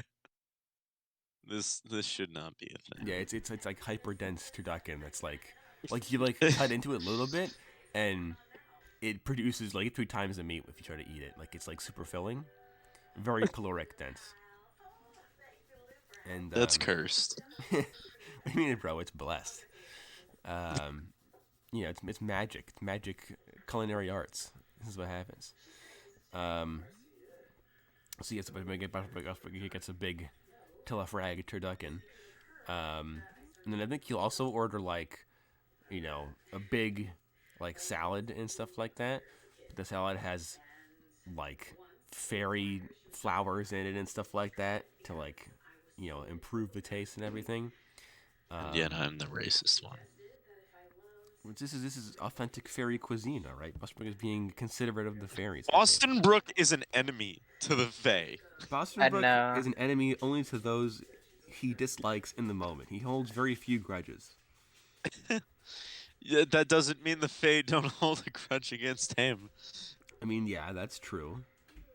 But it's Boston One side of Brook. the coin, One side. Yeah, you can't. How can you hate Boston Brook? Out Nobody of hates character. Boston. It's like Knox's rivalry. It's one-sided. Completely one-sided. Exactly. Boston Brook's like, oh, I love fairies. And they're like, we hate you. And he's like, you whippersnappers.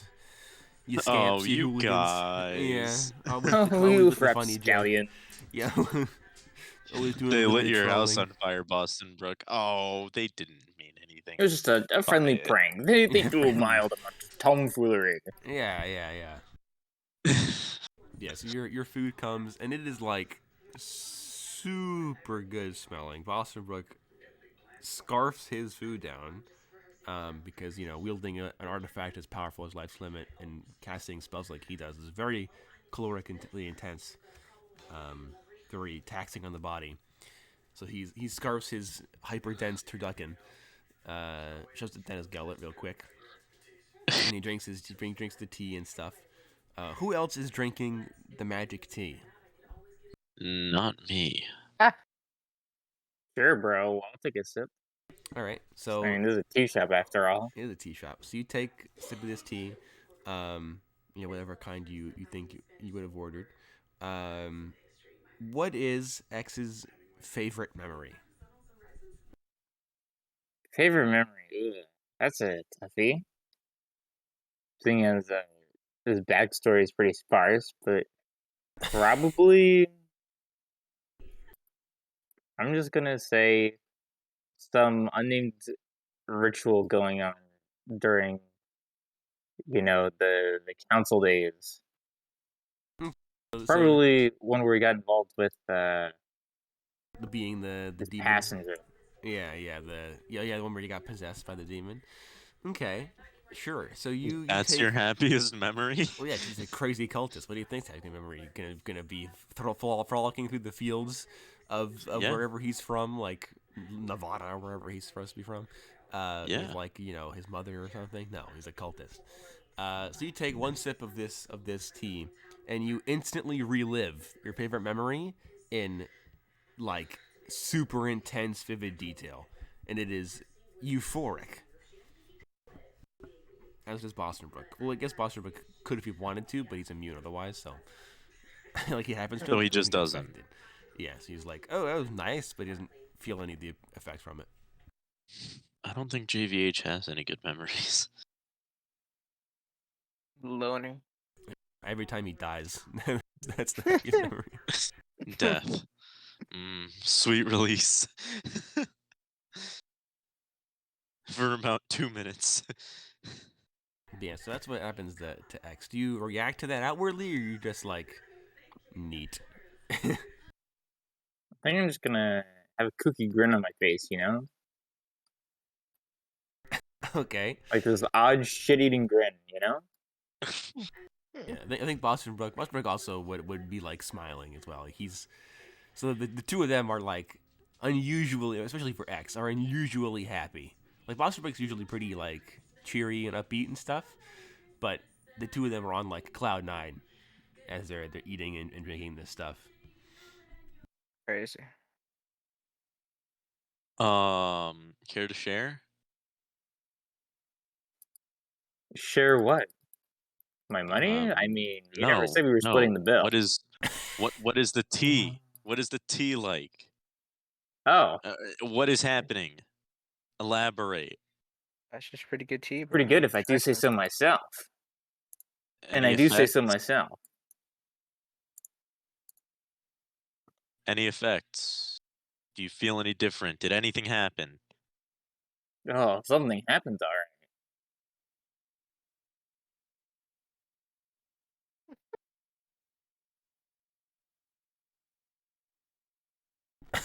I just imagine the stare down that's going down right now in character. She drank the tea, bro. I know what you're saying. Insinuates something No. occurred, refuses to elaborate. Lee continues drinking tea. You know how it is. So you're just not gonna tell me anything. I mean, what do you want to know? So what happened? Not Boston Brook. JV showed us the journal. Yeah, I assume so. I have the journal, yes. Oh no, I'm asking if you showed it to the rest of the party. Yes. Then yeah, I'll say like it's what the journal described. So you're just reliving memories? Yeah. Do I have I have my mimetic shots, right? I Or mean, will if a you, mimetic shot on me? Yeah. Yeah. I only have one though.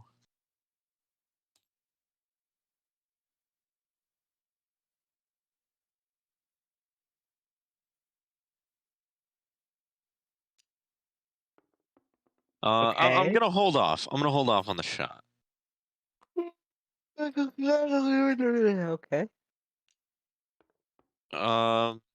Boston Brook, how do you feel? like, oh, I'm very full. Thank you for asking. He's like consumed the entire Not, turducken, not what literally a I whole turkey. meant. Not what I meant, but okay.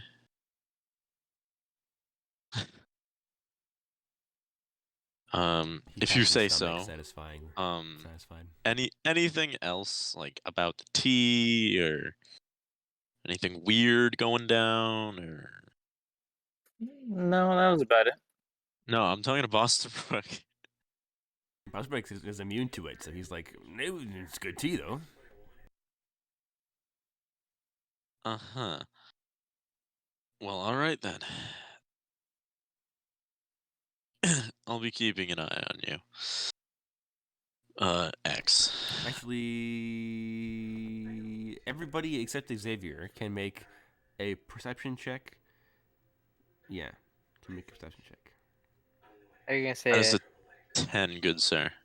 a 10. perception check?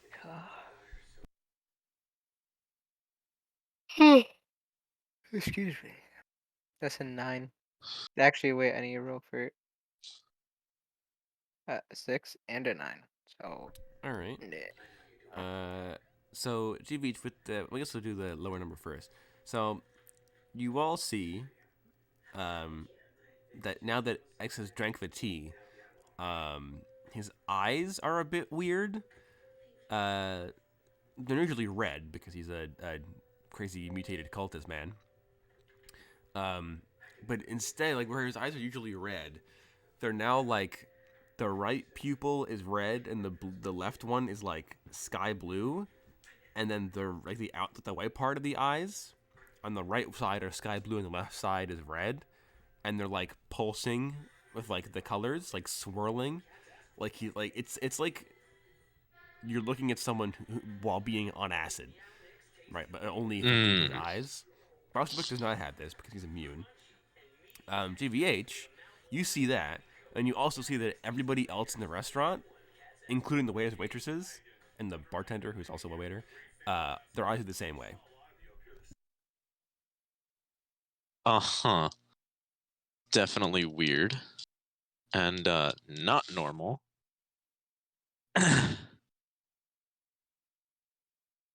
I'll make a mental note of that. I'm not liking what this tells me though. You said earlier you knew about the culinary school, yeah? Yeah, I do know about the culinary school. But you never went to the culinary school, right? Like you never. No. Okay. No, I went to a magical school in Paris. But not the culinary school specifically. Yeah, no, not the culinary school. Ooh, because I was gonna say. Actually, hold on. Culinary school, magic. Because I'm not a culinary No. mage type. You can. One of us at least can detect what type of magic something is. Oh no? yeah, absolutely, I can do that. Yeah, you're all you can all detect magic. Yeah, So, literally all of us. Why don't we just It's a try to battle cock, see? ironically. Yeah, why don't we try to see what magic is in the tea? Yeah, yeah. I'll take X's teacup. Okay, so you all look at in your magic spectrum. You all look at the tea. It is glowing with enchantment magic, unsurprisingly. Okay, I'll take a look around the restaurant. All the food and drink is covered in enchantment magic. Now, I obviously never went to culinary magic school, but would one know if I don't know, enchantment magic enhances food? It probably can. I mean, yeah, it's culinary magic. But if it's enchantment magic, then it's probably a deeper enchantment than that. Oh, I mean, yeah, it could just be it makes it taste better, or it could be something like it invokes your favorite memory. but yeah, that's what I'm saying. Like, it clearly said that they're reliving their memory, but I'm wondering if it's deeper than that, because everyone's eye, including the waiters, are changed. That doesn't really Well, I'm I mean, thinking. you could. Well, I guess the fairies could make an intelligence check because this, like, the fairy existence is based around something vaguely similar to this. got an 8 and a 7. Fairies survive off of glamour, which is pixie dust, fairy dust. To non-fairies, it is a very powerful drug, like stupidly powerful drug, and it's incredibly high in enchantment magic.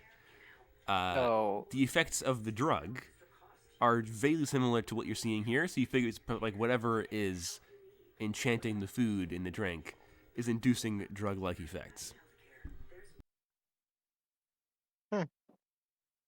Not the So same either as pixie A, dust, but similar. so either A, she cooks with like a less powerful pixie dust, or this woman found out how to like mimic glamour. Well, no, it's because Glamour also does like a bunch of other stuff, and it's just like a catalyst for any kind of magic. But this tells you that like, oh, she must have learned how to induce like, euphoric like feelings and stuff like that via magic placed upon food to give a drug-like effect without actually having to spike someone's drink with like, acid or something. Or like a legal, like like those herbal I herbal guess. cigarettes. Okay, so a legal drug that technically shouldn't be addicting. Well, you don't know if it should be addictive or not. That depends on the specifics of the enchantment. Yeah, that's what I'm saying. Technically shouldn't. Usually, well, pixie dust is, so I'm saying this one isn't. you don't know. that's what I'm saying. Like, if she's been able to cook with it for so long, either that or this city's guard really just does not care. I mean, it's totally possible. Xavier, you can make me a perception check at disadvantage. Ooh, my turn. Never mind, I don't need to roll the second die. Okay, you notice nothing out of the ordinary.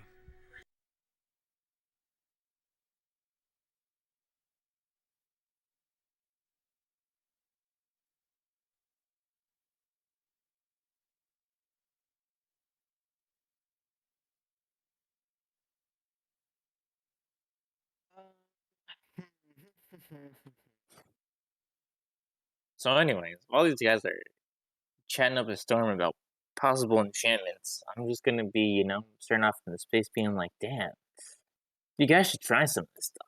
It's pretty good. Oh, I bet, bro. I bet. I think I'm good. Yeah, like the effects of the tea are still going on for X, so you basically the effects of the tea means that you are at will you can actively relive your favorite memory, experience feelings like sensory stimuli like touch, taste, smell, all that kind of stuff. So it's pretty much like you're temporarily traveling back in time almost, and you're re-experiencing it again. I don't think I like that. It is about as euphoric as something could possibly be. Heartwarming.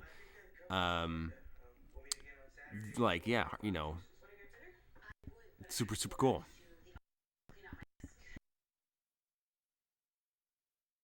Hmm. Hmm. Hmm. Hmm. Um. What about the food that Boston Brook ate?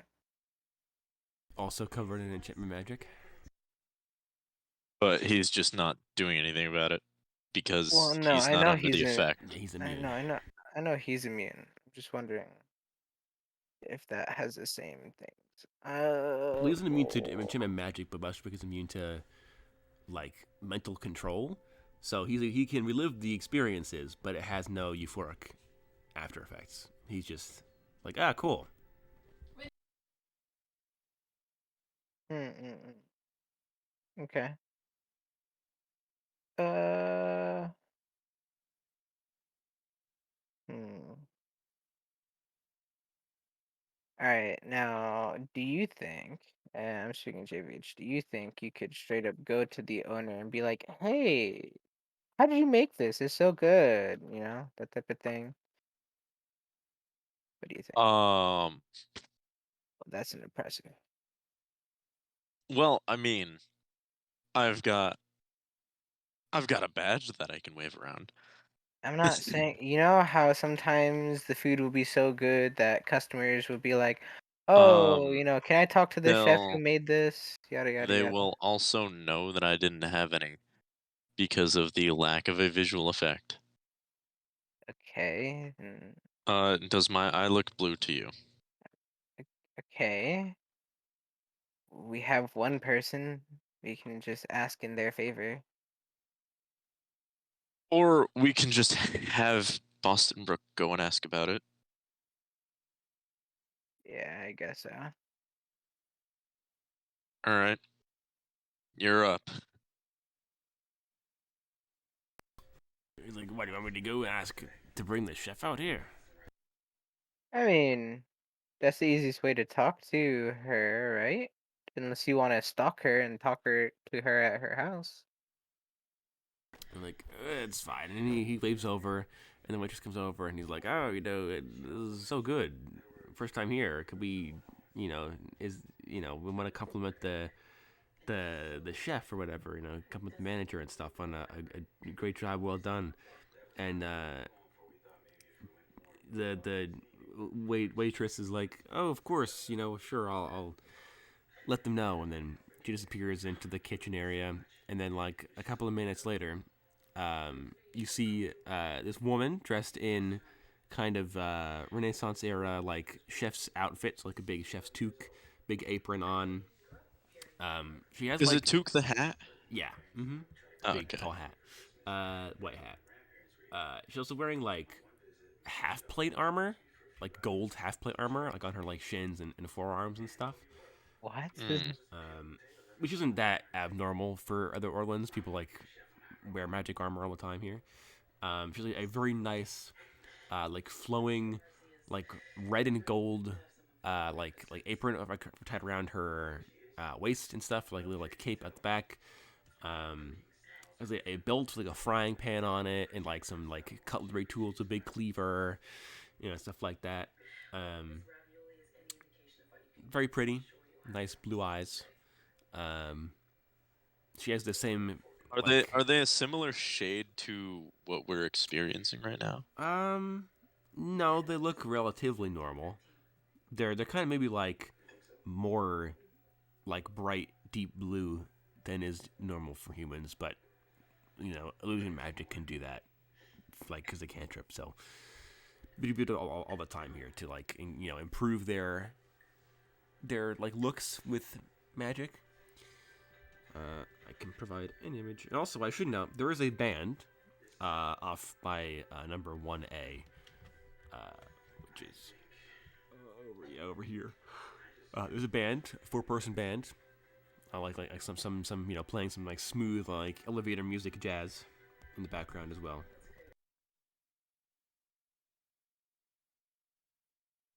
Mm-hmm.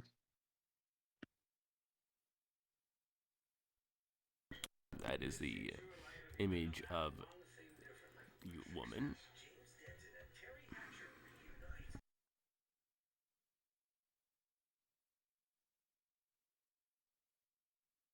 Is anybody gonna say anything to her, or? I mean, eh. What, you expect me to be the charisma character? I mean, I'll start making moves if you want me to, but...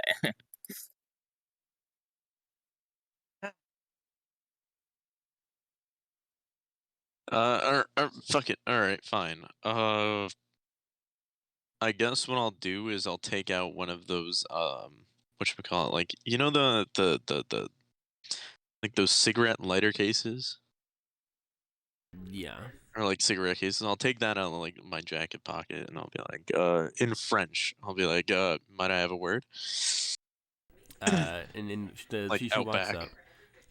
She walks up Like and when she walks up. yeah, she walks up and she first she sees Boston Brook, and she seems to like immediately recognize Boston Brook, and you can kind of tell that she's like trying not to fangirl out because Boston Brook is like an international celebrity, and also like stupidly rich.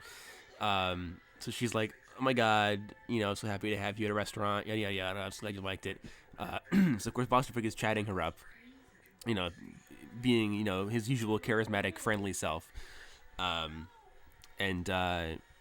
she like thanks him a million times or whatever, and is so happy that he's here, yada yada yada. She's like, oh, Bill's in the house, and he's like, no, please, I insist, I need to reward a fine young spellcaster like yourself, it's hard times, whatever, economy, and so they go back and forth. Eventually, she starts fangirling over Boston Brook, and you're like, oh, do you want to, have a word out back? Might I have a word? And she's like, oh yes, of course, sir. Anything I'll for a get up friend from of the doctor's, and she I'll gestures get to up from the Boston booth, take a cigarette out of my holder and place it back into my pocket, put it in my mouth, and take out my lighter. And I'll wait until I get back outside, like out back. Brook. Okay. So yes, she follows you. And in French, I'll tell her, do you know what your tea is doing? She's like, oh yes, it's enchantments placed on it to make it taste better, have a more profound effect on the people that drink it, induce a bit of euphoria.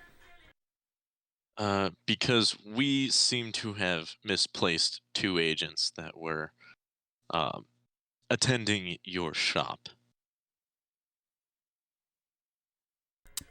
She's like, oh, you have. Well, that's terrible to go. I have heard of people coming around. The people have come in saying that there have been a string of disappearances in the area. It's so terrible. Yes, but my only gripe is that all of the disappearances seem to have your restaurant in common. She's like, well, I have no idea why. I'll pull out the journal and I'll show it to her. Just the parts about the diner, though, not the entire thing. And she's like, well, I don't usually see people that come through, but you could ask the bartender or someone if they've seen them around. I mean, I don't, tend to deal with customers directly. Yes, but do you realize the scrutiny that this places upon your establishment? I'm like, oh, do I need a lawyer? Well, you see, I am with the JPCU, and we investigate those of magical ability, and yourself is now included.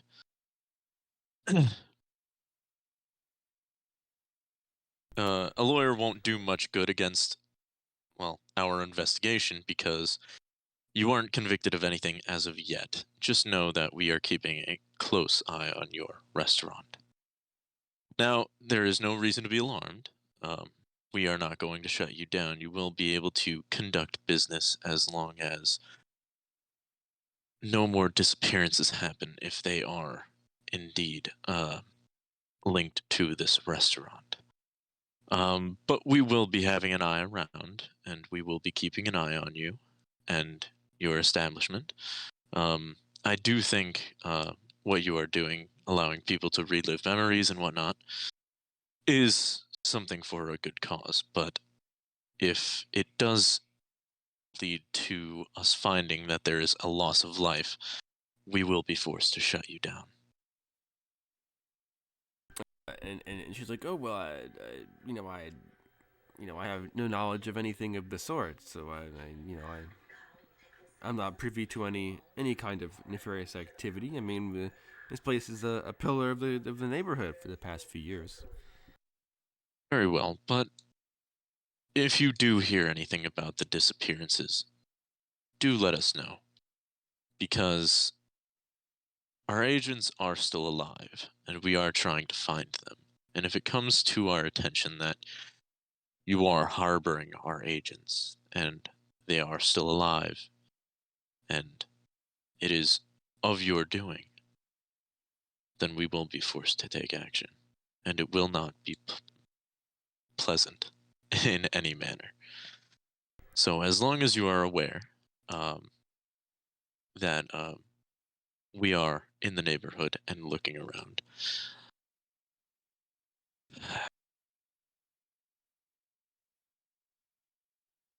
And she's like, oh, yes, of course. Well, I hope that, you folks find your missing people and, come to to figure out what's going on. I mean, sounds awful. I'm gonna ask her if she knows anything about the disappearances. Like, what has she heard? Like, well, I mean, she only heard about that, like, it's been going on in, like, the, general, like, district around the area. And she's heard it from, like, patrons and, like, employees and stuff that have talked about it. But, she doesn't deal with any customers, so she doesn't know if anybody that had disappeared has come into the store before or anything like that. She just kind of stays in the back and cooks the food and advises the other chefs in the kitchen and stuff like that. And she owns the place, but she doesn't talk to the customers. I'll ask her if she's. I'll also ask her if she's aware of the level of magic that she's using to imbue the teas. Well, yes, of course. She has a degree from Paris, called Otherworldly Culinary Arts and stuff. A master's degree You know, I mean, her degree is primarily in team making. So there's that. I'll also let her know that, based around what I've seen from the journal entries, it appears that this mimetic effect is the cause of the disappearance of our 2 agents. That once they had it, they could not get enough, and they kept coming back. It's like, well, I mean, the magic that I use isn't supposed to be addictive. It's supposed to help improve the experience, get people to come back, but it isn't meant to be like physically addicting or meant to create some kind of like dependence or anything of the sort.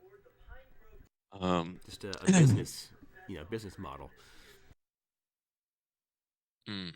Quite. Well, if you do notice anything out of the unusual, I'll hand her my card. Do give a call. Like, oh, of course, thank you. And she tucks it into her apron. And we, as I said, we will be keeping a close eye on the area.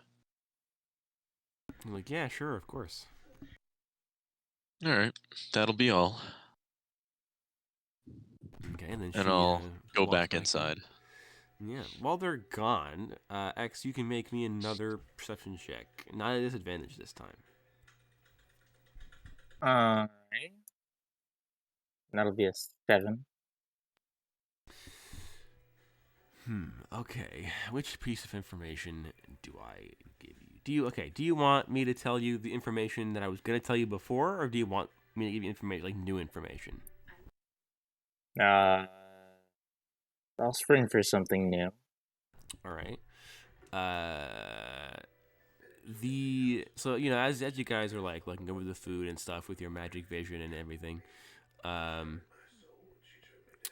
you get the sense. I guess generally, since X is like actively being possessed by a demon, you have like a greater empathic link to the infernal than another person does. You can sense the presence of demonic energies in the area.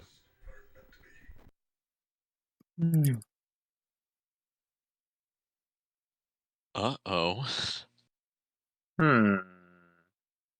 Alright. Well, in that case, I imagine we're nearing the end of this conversation with the chef, right?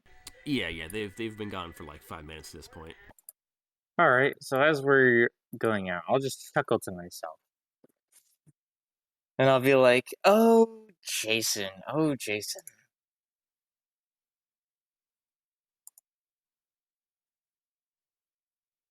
Lamau. The fair's gonna Can be I like, help you? Ah, how long have you been an investigator, might I ask? Why do you inquire? Oh, I'd just like to know.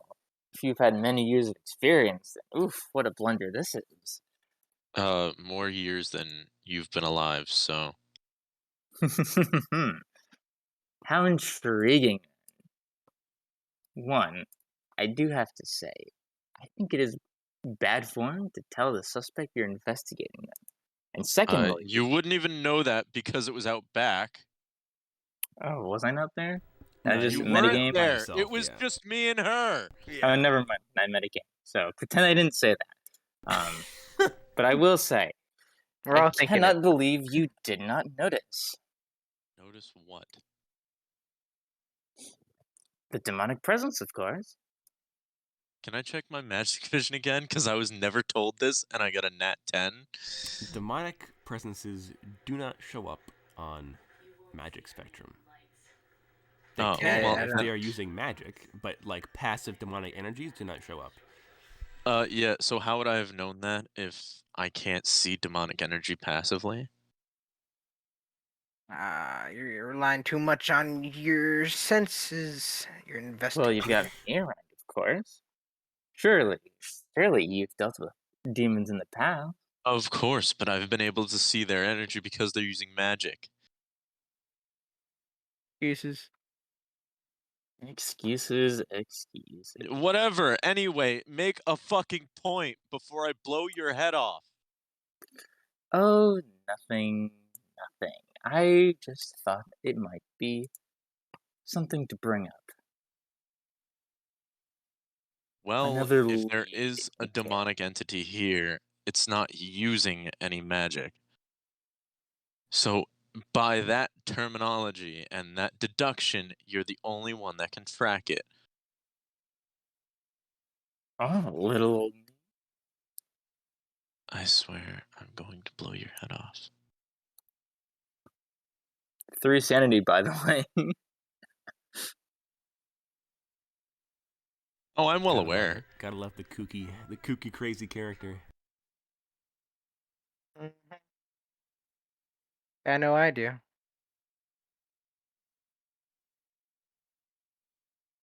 So, get tracking.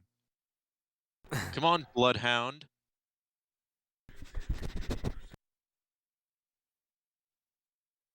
All right. You want to claim that you're of use to me, so make yourself useful.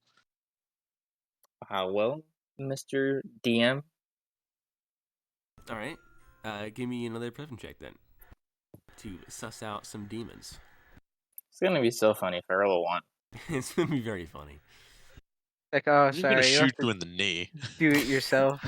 In public, draws gun, kneecaps man, refuses to elaborate, leaves. Fortunately, it was another 7. So. All right. Good. So you concentrate. You knock on the door in your mind palace where crap the marginally bothersome is forced to stay, and you knock on the door and this little demon imp guy opens his door. And you're like, what do you want? What do you want? What do you want? What are you selling? A million cigarettes in his hands, and you're like, bro, where demon at? And he's like, all right, fine. And he Even where? and he takes a DFW, sniff. Demon GF. Yeah. So as you know, you've kind of tapped into the demon in your brain. He's kind of helping you out. Ice kind of takes a few sniffs of the air. I assume you're still in the restaurant. So it's difficult to notice unless you're looking for it between all of like the magically enhanced smells in the room. But there is certainly the smell of brimstone and of that particular demon. That kind of hellish purity in the smell of brimstone and sulfur and rotten eggs and stuff. Very, very faint to anybody that isn't looking for it and or also has enough experience with demons to smell it. So yeah, you look around. It isn't enough for you could be like, oh, this person is a demon in disguise, or like this person is possessed by a demon, or like they're 10 feet away from me, northwest, 285 or whatever. You can't go full pointer dog on it. Yeah. You can just tell that they're in the area. Let's see, what perception stat do the rest of you have? Because 7 or above, you would be able to, there's a chance you could suss it out as well. Bostonrook can't, because Bostonrook is dumb and bad. JVH could. You could smell it if you took it a minute or two to really focus. And the fairies couldn't either, which makes sense. They've not met a demon before, so.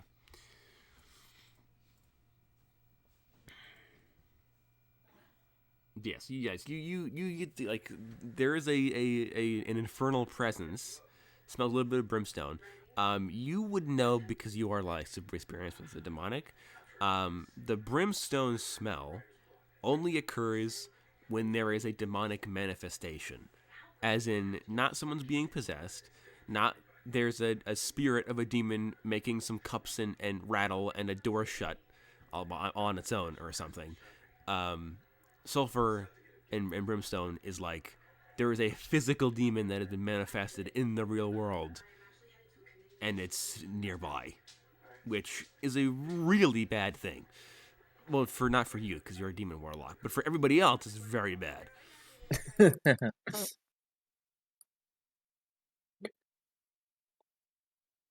So is X going to elaborate on this, or are you just gonna, keep quiet on it? Well, I'm going to, after doing a little bit of sniff snuff. Yep, that's balls. Yup, I'm that's gonna go balls. snip snuff. Yep, that's a demonic manifestation. Marginally worse. Ah, Only marginally worse. Wow. You can I must turn like this demons off then. for this?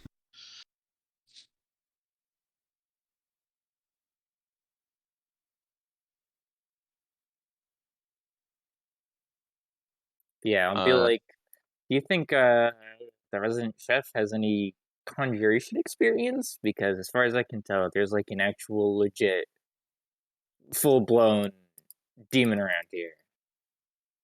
A marginal inconvenience. Oh, Boston Brooks spits out his infinity. Fangirl catches it in mouth. Teleports on the table. Oh, that's the conjuration. She teleported. The chef goes, "Oh, I've been waiting for this moment." I killed these 80 people so I could attract you here, Nathaniel. oh God. Ultimate fangirl. I'm never gonna wash these utensils again. It's all a ploy to get Boston Brook to go to the restaurant. Jesus. She's just like in the kitchen with like a camera recording Boston Brook eat the telefrag turducken. Like, I wish I was that telefrag turducken. Yeah, I wish I could telefrag into that turducken right now. Wait, I can, and then she kills herself by telefragging herself into the turducken. He is the turducken after all. Hashtag worse. To be inside Boston Brook, Yeah. same honestly. Fangirls in K2 be wild, bro. I was gonna say something, but I'm not gonna. Can you Never mind. imagine that though? Like a fangirl scrying on your position? That'd be kind of weird, dude. That's probably what Boston Brook is like immune to divination. It's like, I've had too many bad experiences, alright? Too many people sending magic messages to my brain while I'm trying to sleep. It's very awkward. I'm watching you while you sleep. That Saudi prince keeps trying to get me to buy shit. These people keep messaging me about NFTs and crypto. What are they? I don't understand. Non-fungible tokens? What is this word? Millennials What in there. is a token? I can speak arcane The runes, word- but not millennial. The word he can't understand is token. He doesn't know what Yeah. token is. What is this token you speak of? Like an arcade token? Like I a don't token understand. black guy? No, he just doesn't know what token is. X might know something about this. Maybe token is a demonic thing. I should inquire. Inquire Can you just with imagine, like,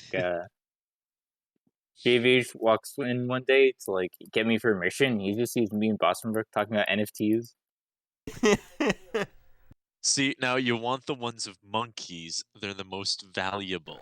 Yeah, you see, boss. Yeah, right? the It's all monkeys about are the really good. blockchain.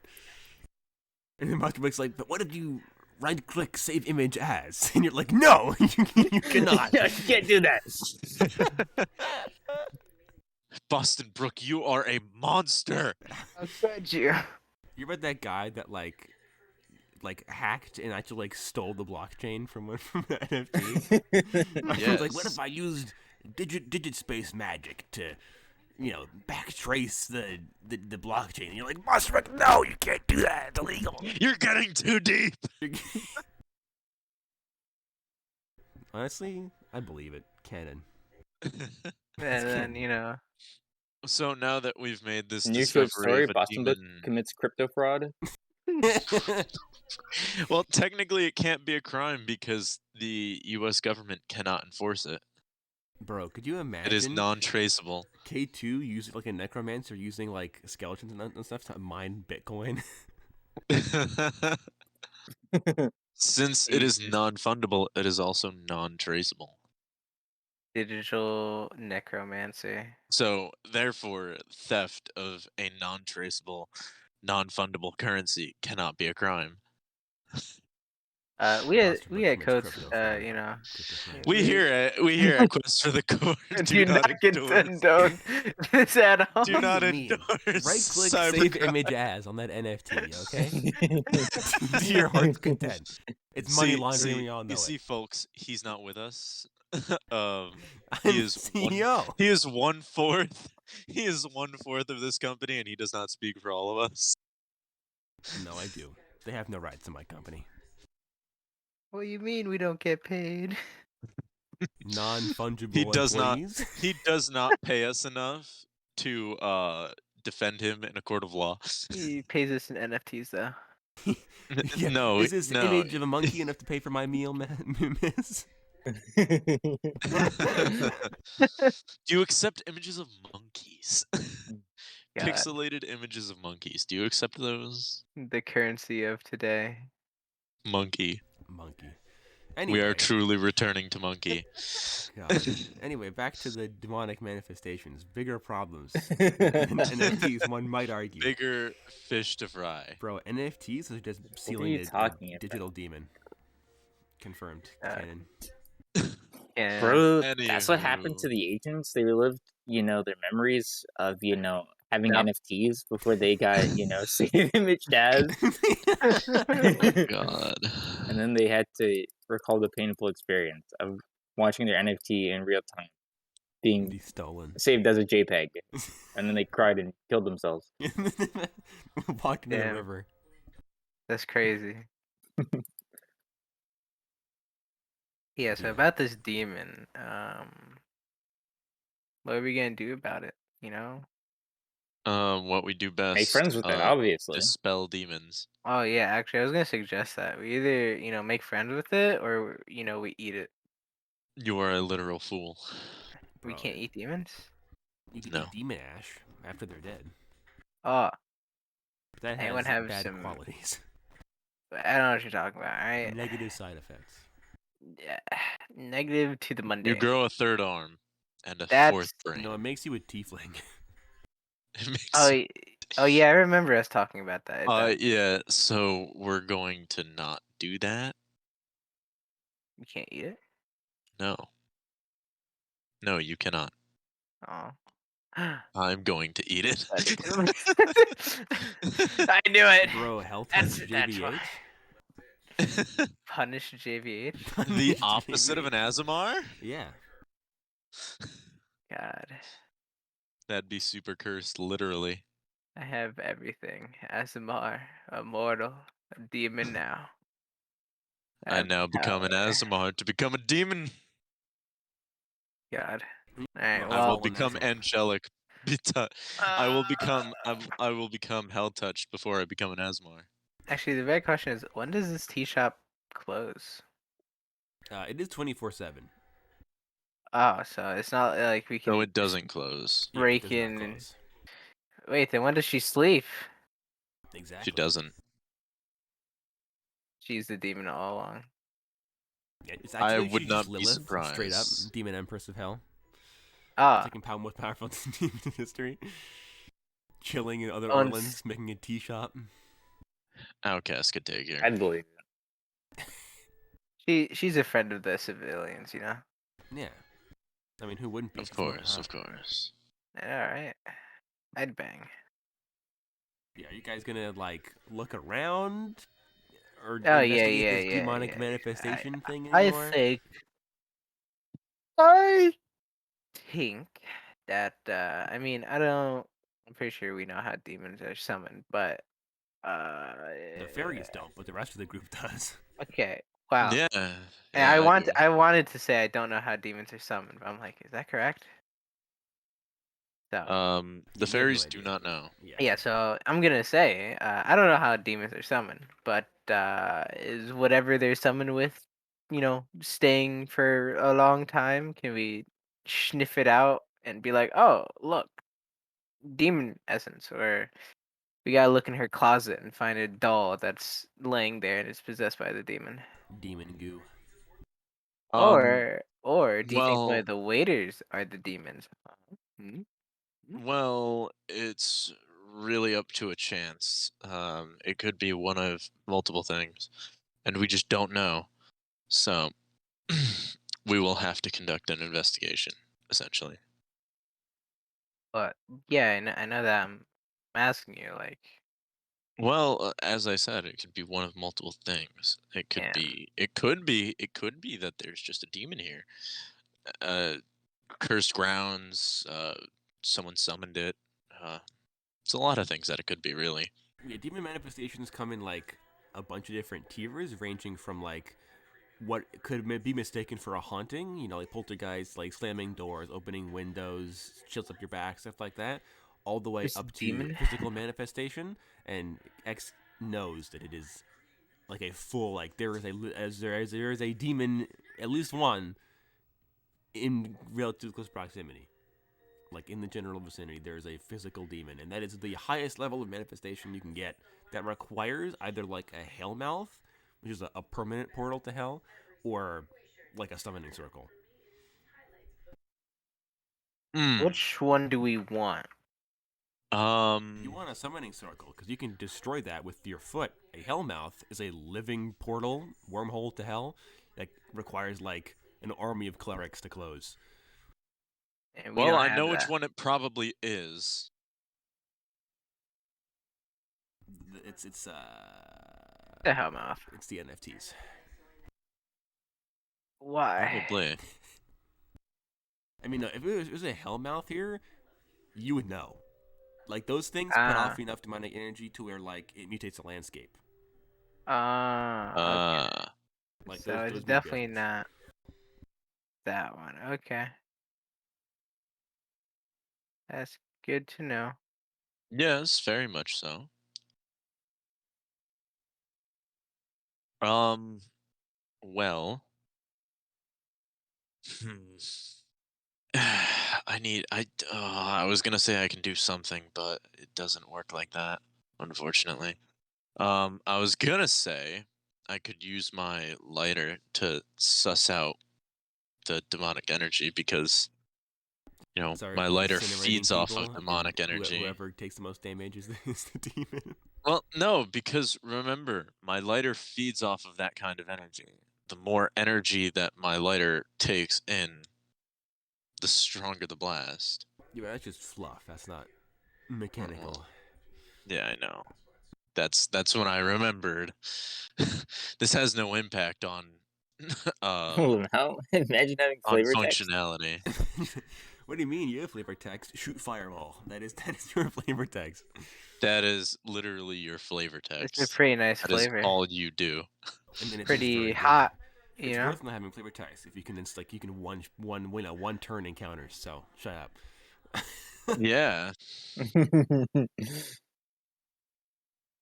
Not this time though, because they're all immune to fire. Well, some of them are.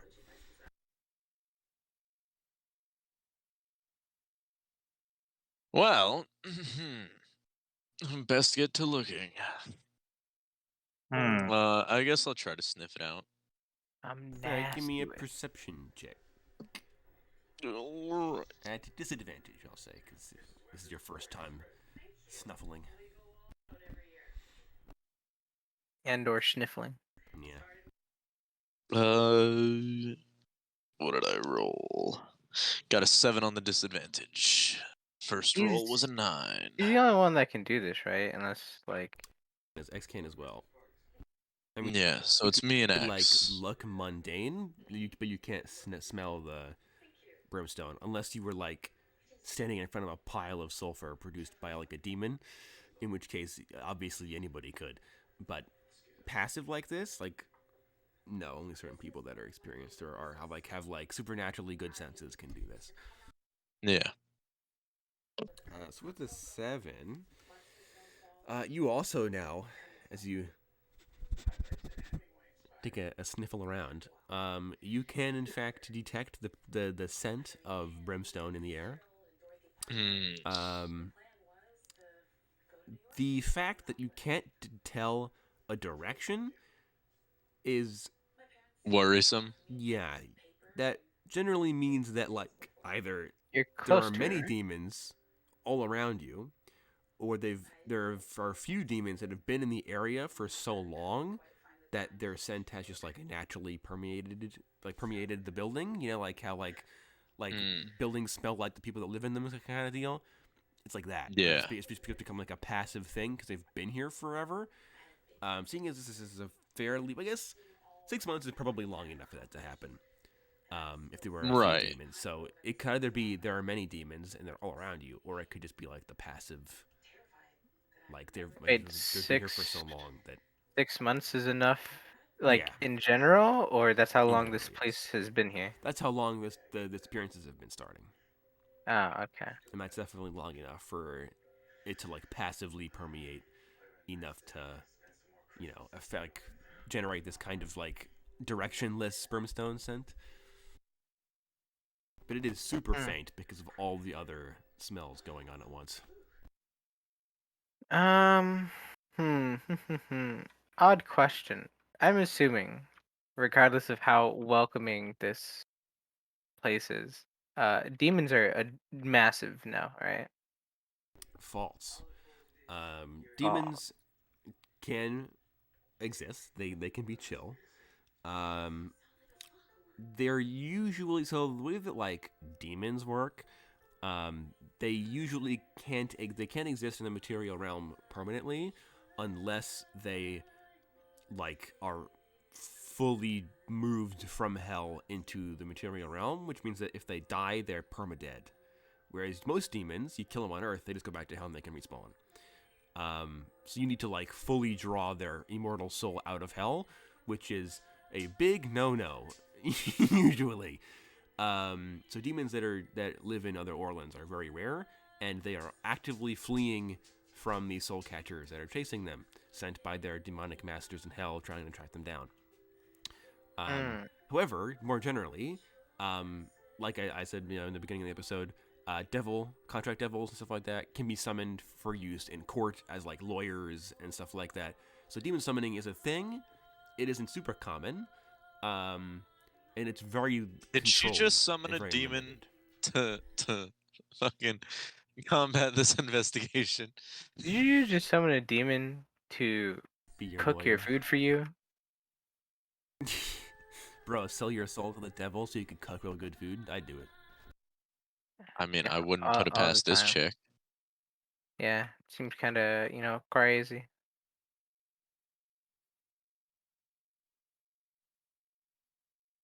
I mean, you got me.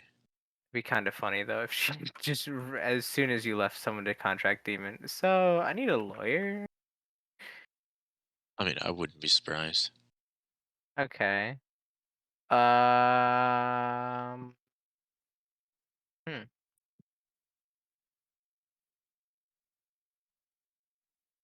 Well, you talked to her. You said stuff. Trying not to. Yeah. Can't you just ask to look inside? Well, we would need a warrant. You said you were the warrant. Yeah, I know. Until our wonderful DM told me that we would still need a warrant. Well, you do particularly at other Orlands because remember they're very independent and hate people who try to Yes. encroach on their personal liberty. So Yeah. walking in and being like, "I demand you let me inside without a warrant," is how you get punched. So Exactly. How you get kicked.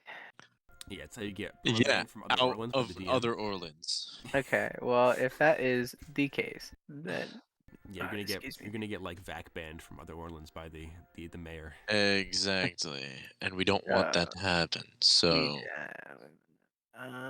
Okay, then let's go get a warrant. Can't be that hard. I should also note that we would like, have to the go. brimstone spell is like, or the smell is like, it's faint because it's underneath everything else, but it's still very potent. Like once you smell it for the first time, you can't stop smelling it. It's like one of those. So it's kind of like, oh, now that I've seen this, I Yeah, you can't can't unsee it. Yeah, Yeah. exactly. Well, now that I've smelled the fact there's a demon here, I can't unsmell the fact there's a demon here. You can't unsmell the demon. That's a good quote. You can't unsmell the demon. What else? Cleaver, give me another perception check. Just kind of passively. Essentially, Sure he's gonna make us thing. fight a demon. Oh, never mind. Wow, I got like a 1. It's a 1. You know it, bro. All right, yeah, you don't notice anything out of the ordinary then. Any chance I could notice something? No. Not at all? Well, you spent your looking time smelling for demon farts. Are the Sick. fairies going to like? Are you guys like also looking around? Or are you just kind of chilling and watching your 2 companions smell the air for an hour? Like, I mean, sure, I'll assist, not Alright, knowing what the hell I can give do. me a perception check then, just kind of generally. See what you see. And if you want the other numbers, 8, but I got it done. All right. So you're like, maybe there was something the boys missed. Now that we know what we're looking for, like they missed earlier or something like that. So while they're sniffling, the air like a bunch of hungry dogs, you look around. You notice that out of everyone in this place, the fact that the band playing is entirely made up of humans is kind of suspicious. Oh, so that's the sus thing. Yeah, because they're like, there's like 3 humans in here, and 2 of them are in your party. Like, there are not very many the humans. woman cook. She's human, yes, and some of the waiters and stuff are humans, but the band, the 4-man band, is all human, and you're like, that's kind of weird. I'm And they're, gonna- like, normal like bands, they're playing jazz, like a drummer, sax player, guitar player, and then Odd like a head question. singer.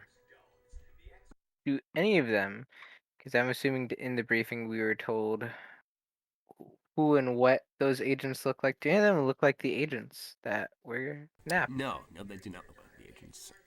They all look pretty generic. They're all kind of wearing like business casual, like white button-down dress shirts, like black. Is slacks, one of them wearing sunglasses and not looking?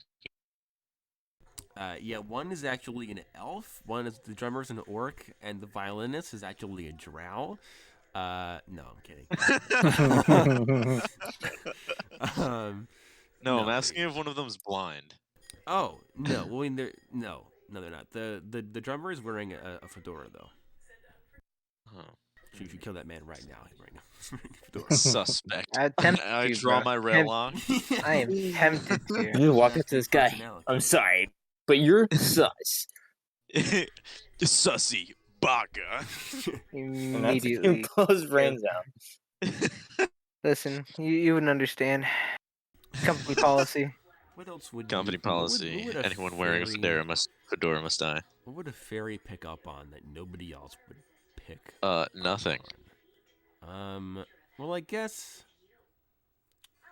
being a fairy, you'd be privy to like illusion magic and like enchantment magic more than anything else, because that's kind of like the fairy thing.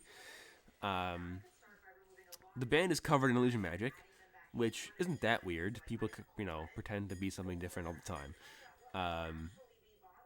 It's fine. It's just the Why? fact that There's there also are the covered magic- in illusion magic. Yeah, there's also the enchantment magic over the food and the drinks, of course. But why are they covered in illusion magic? Yeah, good. Isn't that the question? I mean, Also, like, probably the only other weird thing that really makes them stand out, but like, despite being musicians, like, it's weird that they aren't casting enchantment spells, because they're like, no, we're a magic land. There should be bards, right? But they aren't casting enchantment spells with their music, which is They're just That is regularly kinda playing. sus. yeah, they're just like normal mundane band. Like, and usually, like, if a whole band of bards is playing, like, the whole block know should it. be here. Yeah, like, so why would, I mean, maybe it's because they were, like, told not to draw attention, or not to cast spells or whatever, but usually it's weird that like there's nothing, like usually because bards are sorcerers, so they passively are more Give off you know. at least some type of magical thing when they play, regardless if they wanted to cast a spell or not. It'd be like, oh, that tune just sounds better than a mundane instrument. It's just supernaturally good, or like they use it to enhance the volume or something. But no, this is like background elevator music by 4 humans covered in illusion magic and the Clan. 4 humans, 4 demons. I lock and load. I take his rail lock and I immediately shoot the fedora. The fedora's actually a demonic mimic, pretending to be a fedora. Do you actually? No, I don't actually take your gun. I was gonna say that's pretty convincing. Tried to swipe your gun. I think you'd be the one getting shot. Yeah. The whole building is open fire. But what I am going to say, I'm going to like look at the boys and I'm going to be like, hey, I know you can't, I don't know, sniff it out or whatnot, but are you sure your demons aren't those guys right there? And I point to the musicians. Yeah. And I give them a convincing argument. They're like, "Oh, what about it?" I'm like, "Well, first off, they're humans. Let's be honest. I've been here for 5 seconds. I have not seen a single human except for the 2 idiots next to me. Okay." I think you're just crazy. I take offense to that. I'll have you know. Hey, I'm not a human. I'm a possessed human. There's a difference. Oh, sorry. I was talking about JVH. Yeah, there is. Oh, there is a difference. Bosswick's like, no, it's a fair assessment. Honestly, I'm fine with it. No offense taken. Can you prove it? Prove what? That the band are demons. Human. I didn't. That I'm human. Yeah, that's a better argument. Can you prove I'm human? Yeah. Stab. Well, your schlong is not. Your schlong is not irregularly long. I seem to have been bested. Yes. Time to suicide. I kill myself. Yes. Yes. Now back to me stating that. All right. It's not that I'm saying they are humans as much. I mean demons. As much as I would love to say that. It's the fact that they're 4 humans playing in a magic tea shop. Now you're probably wondering, oh my God, Yuna, you're so racist. Humans can't come here. No, yeah, humans no, can't come racist. here. All right, no, humans can't come here. No, you're just racist. It's just rare compared to. And there's only, I think only like 23% of the population in this place is human. Yes, I think, percentage, but it's not a lot. I think Yuna is just racist. Oh, I am very racist. You're lucky I'm not slinging slurs at you right now. All right. First off, that's my first assumption. They're all humans. They're gay humanoids, right? Trash bags. They're gay humanoids. Now you're being homophobic. Like I said, I'm a fairy right now. All right. Don't mess with me and my fairiness. I mean, honestly, I could see it. We've got Jason, not racist, Van Helsing, and Nick's not homophobic. Whatever your fairy last name is. Yeah. Nick's not homophobic. And the second thing is Nick. Now you're just being homophobic. This is Yuna. Nick's. Or Yuna. Yeah, you're just being homophobic now. Exactly. So what is your point? Exactly. Have you seen? Have great gaydars. It's canon. Oh, definitely, we do. Let me tell you, JPH. Flamboyant. Woo! I mean, yeah, he is actually. Yes, I knew it. You've proved nothing. This is common knowledge. No, that's regardless though. They're all humans. They're using illusion magic. That's the second thing. You're like, oh my God, everyone uses illusion magic. False. Yeah. Essentially, yeah. Not everyone uses illusion magic. I mean, for mundane magic, I'm not actually an old man. I'm only 12. I use illusion magic. What do you mean? What? You're only 12? Yeah, you didn't know that? Oh my God, all those fangirls are catching cases right now. Exactly, that's the point. Yeah, for sure. They're definitely jail all of them. Yeah, that's the point. It's an ongoing investigation. Now, what is your point? My point is that if this is a magical place, right? It'd be bards playing. And what if Sure. these guys are just, here to play a song and they just hide their fucking true, forms because they're ashamed of who they are? You ever think of that? Like demons. No, like, any race that doesn't want to come in here and get immediately ganked. Like demons. You're still not making a good enough case to the fact that they are demons. I said they're It's when the possible lead singer demons. yells across the room, "I'm a demon," and then nobody acknowledges it. I fucking told you. It's in his song lyrics. Yeah, it's- I escaped hell. I'm a It's demon. a demon's. No, the song is "It's a Demon's Life for Me." God. Yeah, no, Yuna, I just think you're being a bit racist here. Awesome. Saying that it's suspicious that it's for mundane humans. I mean, yeah. Okay, then we can literally go back to the mayor guy, whatever you want to call him, and clock who they are. Just look at their 4 appearances and be like, "Hey, has there been like many people that with That these wasn't the things?" mayor. That was It was the the director of the director. Well, CBP. yeah, that's why I No, said that wasn't the director of JPCU. That was the whatchamacallit? CBP. The CBPA. Yeah. Central okay. Bureau of Well, Criminal Affairs. whoever they are, if they have a digital book on everyone that lives here, clearly they have a digital profile Digital on book. who these people are. I mean, that's a pretty far leap, but okay. How's that a far leap? They're supposed to take tabs on everyone. Yeah, but you don't have their name. You just know what they look like, and they covered in illusion magic, so it isn't even what they actually look like. Exactly. So if So they you're are kind of human, or if grasping they at a are, straw here. even Well- if they're human, they don't look like that. You'll be like, "Oh, this person," and they'll be like, "No clue who that is, bro. Sorry." Okay, can I I'll sense reality really quick? Century what? ask. Yeah, sure. You can sense reality. It's like a 9. Well, actually, So no, it'd be less there's than that. It'd be really like a nothing 6 because it's like a wonky here. 7 usual Oh. because it's a hinterland, so it's down to like a 6. Let's sense Mm. reality. You know what? I'll ask Bostonbrook a question. How proficient is he with divination magic? 'Cause I think if he is, then there's a very easy solution to this. He is not a divination mage. I mean, he can do like I some basic would be stuff. more A lot divination. of rituals he knows how to do, like pondering the orb. He can do that. But he's more of a fine staircase kind of guy. Yeah, It is he's more divination, so- abjuration. Fine staircase is divination. Because I have a specific spell in mind that I'm not sure if he would know it or not. What specific Probably spell not. is this? If you have to ask, probably not. Yeah.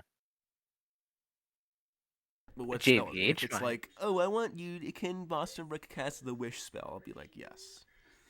I No, wish it wasn't we Wit, found the It demon. was I True wish- Sight. True sight. I did. I don't think. Well, this is the weird thing about K2's magic, right? Is because true sight involves illusion awareness, which is the ability to know when something is an illusion and see through it. But because you guys can detect magic, you already get illusion awareness because you can tell that something is an illusion, you just can't see through it. So he doesn't have true sight. No. Either do None the of us would. fairies. No, because that's pretty rare. And Boston probably could do it as like a ritual spell, but it'd be pretty obvious to I start, could like, probably do it as a ritual spell. yeah, just kind of breaking it out, doing it for like 10 minutes in the middle of this restaurant. You told the owner you're actively investigating. It'd be kind of sus. Yeah, but like, I mean, I can still do it.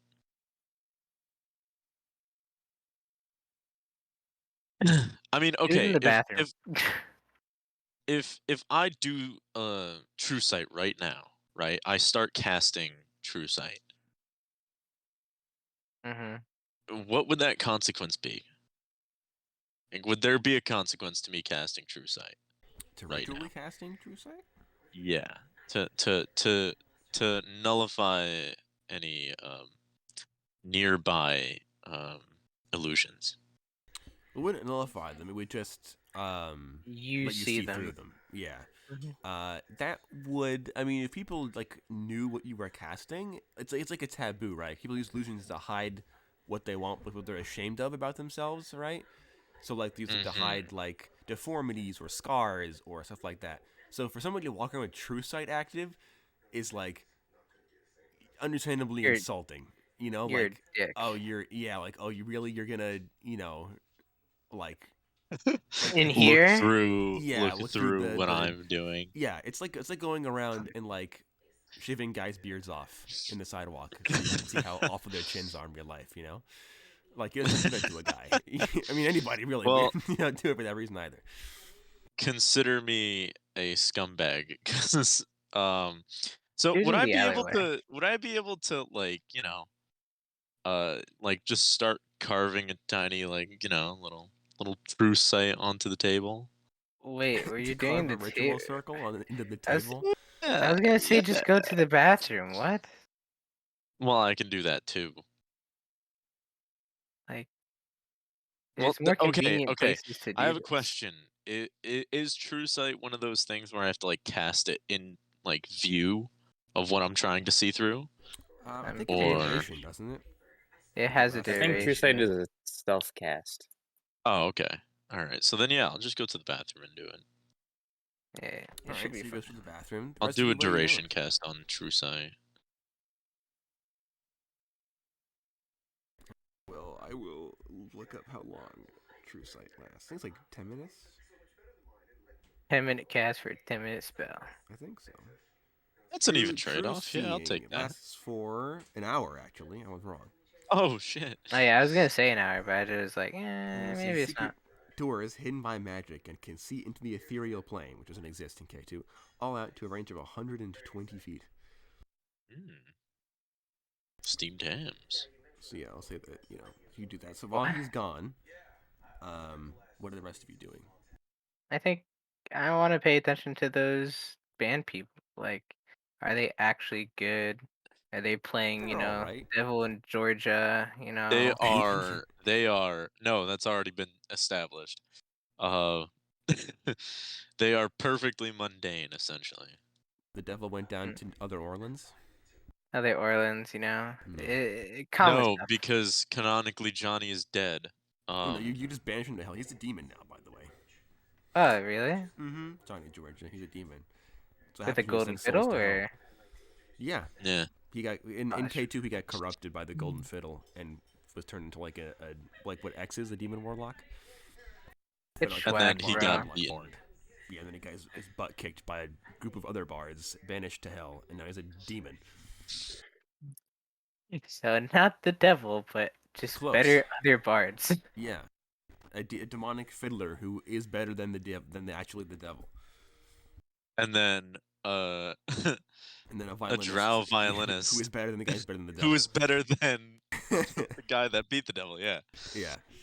It's a very convoluted plot line, like a JoJo season, honestly. Yeah. Yeah. It's pretty funny. But yes, okay, so you're gonna like watch. Okay, give me a perception check then to kind of like observe the mannerisms of these dudes. I want to see Suss how 'em many out. times they mess up, bro. I will count. Yeah, they mess up. One guy's like, "Oh man, I caught my devil horns on this violin string." You're gonna hate me. Both fairies got a 10. Okay. Hey. So you notice, the actual band members, like the musicians, Mhm. not very good. I mean, they're all right. They can play the songs, but it's very boring, very bland. There's no Better. emotion behind it, no passion behind it. It's like those people who learn to play the instrument, but they don't have any feeling for it. Yeah, It's but just like, like oh, whatever. you can play the song, but you're not. They're not into it. There's no like if you've ever seen a drummer perform, like they're on crack when they perform. Okay, this drummer with the fedora, apathetic, ambivalent. Who fedoras? Oh, that. Well, no, the drummer's the only guy with the fedora. Oh, I thought it was the guitar. That So has he's the got fedora. like no emotion for this? Yeah, none of them have any emotion. The singer is a little bit more into it, and the singer is actually pretty good. But Male, female. male, they're all guys. Okay. Sexist. How do I explain this? I don't know if this is something you guys have experience in D&D, because I don't know how often DMs use illusion on their players. It it kind of, you get a 10, so you definitely pick this up. It kind of looks like the singer is bigger than he appears to be. Like as if something tried to fit in something smaller, and it's Oh, kind of actually, working. You just reminded me of one of the tells of a particular spell, but I'm not watching out for this, so. Yeah. I don't know what you're talking about, but okay. I mean, I could Oh. elaborate if you want, but Isn't Sure. that? So do I disguise need self. to? You can Yeah. make yourself appear larger than you actually are, but your Yeah, physical you form are. doesn't change. So Yes. This you is can purely phase illusion. through stuff Do awkwardly. I need to make a roll for me casting True Sight? I mean, it's a now? ritual, so I'm reworking how I'm doing rituals. I'm saying you have before it was just like, oh, you had to succeed on a check. Now I'm saying you have to succeed out of X out of Y checks.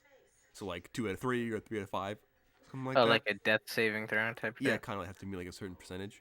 I'll say you have to get 3 out of 5 successes. So roll 5d10, and if you succeed on Okay. 3 of them, then you do the ritual. So I need to roll 5 checks. Yeah, and you only need to pass 3. Okay. To pass. More than that, good for you. All right.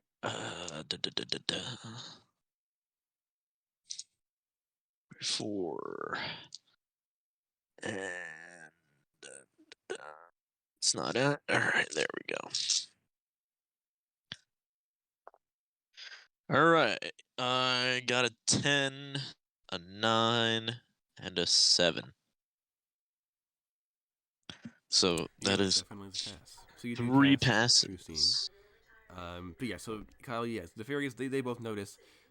The singer in particular, the other 3 seem relatively normal, but the singer definitely appears to be a bit bigger than he actually, well, not a bit bigger than he actually is.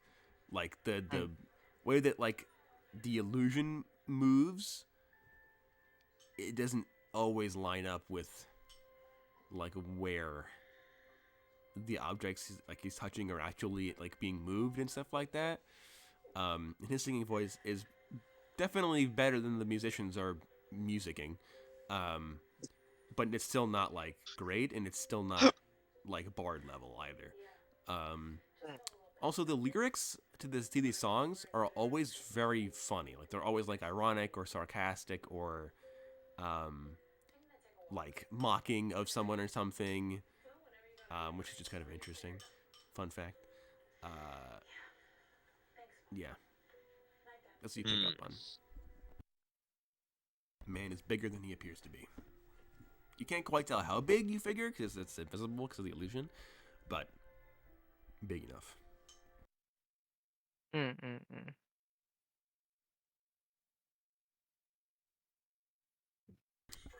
then after 10 minutes, if nobody else wants to do anything else, looking for anything else anymore, JVH is in the bathroom. He casts, ritually casts, I just mentioned that, like, he's, like, in, like, the handicap stall, like, inscribing this ritual circle, 5 foot wide ritual circle into the ground, with, like, chalk and stuff you have in your lab coat. You know it, baby. And, you cast True Seeing. True Seeing requires, like, paste. You put it on your eyes to ritually cast it, according to D&D. Okay. So you put, like, the weird paste over your eyes, and you have True Sight. I guess you can see ghosts now because, like, But I've been able to see ghosts Yeah. the entire time. Yeah, because you can all see magic, so you can all see. Well, that's not true. Ghosts can choose to be invisible, and then only people with astral vision can see it. But you now have astral Or vision. true and seeing. Sight. Yeah, so you can see ghosts now, even if they don't want to be seen. There aren't any because they're good. rare, but if you could, you would. So you're in the bathroom, having casted the ritual circle. When rituals are finished, unless they're like permanent or very powerful, the circle is like destroyed. So you can quick like clean it up and stuff, hide it. And you can, for an hour, you can see past illusions of all kinds. Ah, sick, nasty. Alright, yeah, time to leave the bathroom and see what these band members really are. All right, I will send into chat what it is you see underneath the illusionary visage. Well, wouldn't I be the only one seeing it so far Yes. until I tell them what it is? So this is what the 3 band members look like. Oh! Oh And then dear! I have to scroll up much farther to find the lead singer because he is an older addition to the list of demons in my doc. Where is he? Where are you, buddy? How far out do we gotta scroll? Here we go. This is what the lead singer actually looks like. Significantly more horrifying. Oh! I think I've seen that art before. Like, I yeah, have. use it. I know exactly what it's from. Because I read up. I noticed. I don't think I didn't notice Dakota. But yeah, I know exactly what that is. All right. Well, I don't want to cause any, you know, any panic, but Panicking right now, actually. Hyperventilating. Oh, I'm panicking. of course.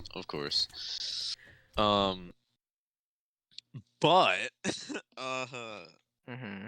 now would probably be a good time to alert the party to the fact that there are 3 demons on stage. There are Or 4 4 demons actually. on stage. So you're gonna, like, what, walk back to us and be like, Hey, those guys are demons. Don't be alarmed, but But we've got some demons. cough, cough, told you so, cough, cough. The band members are demons. It's still racist. Cough.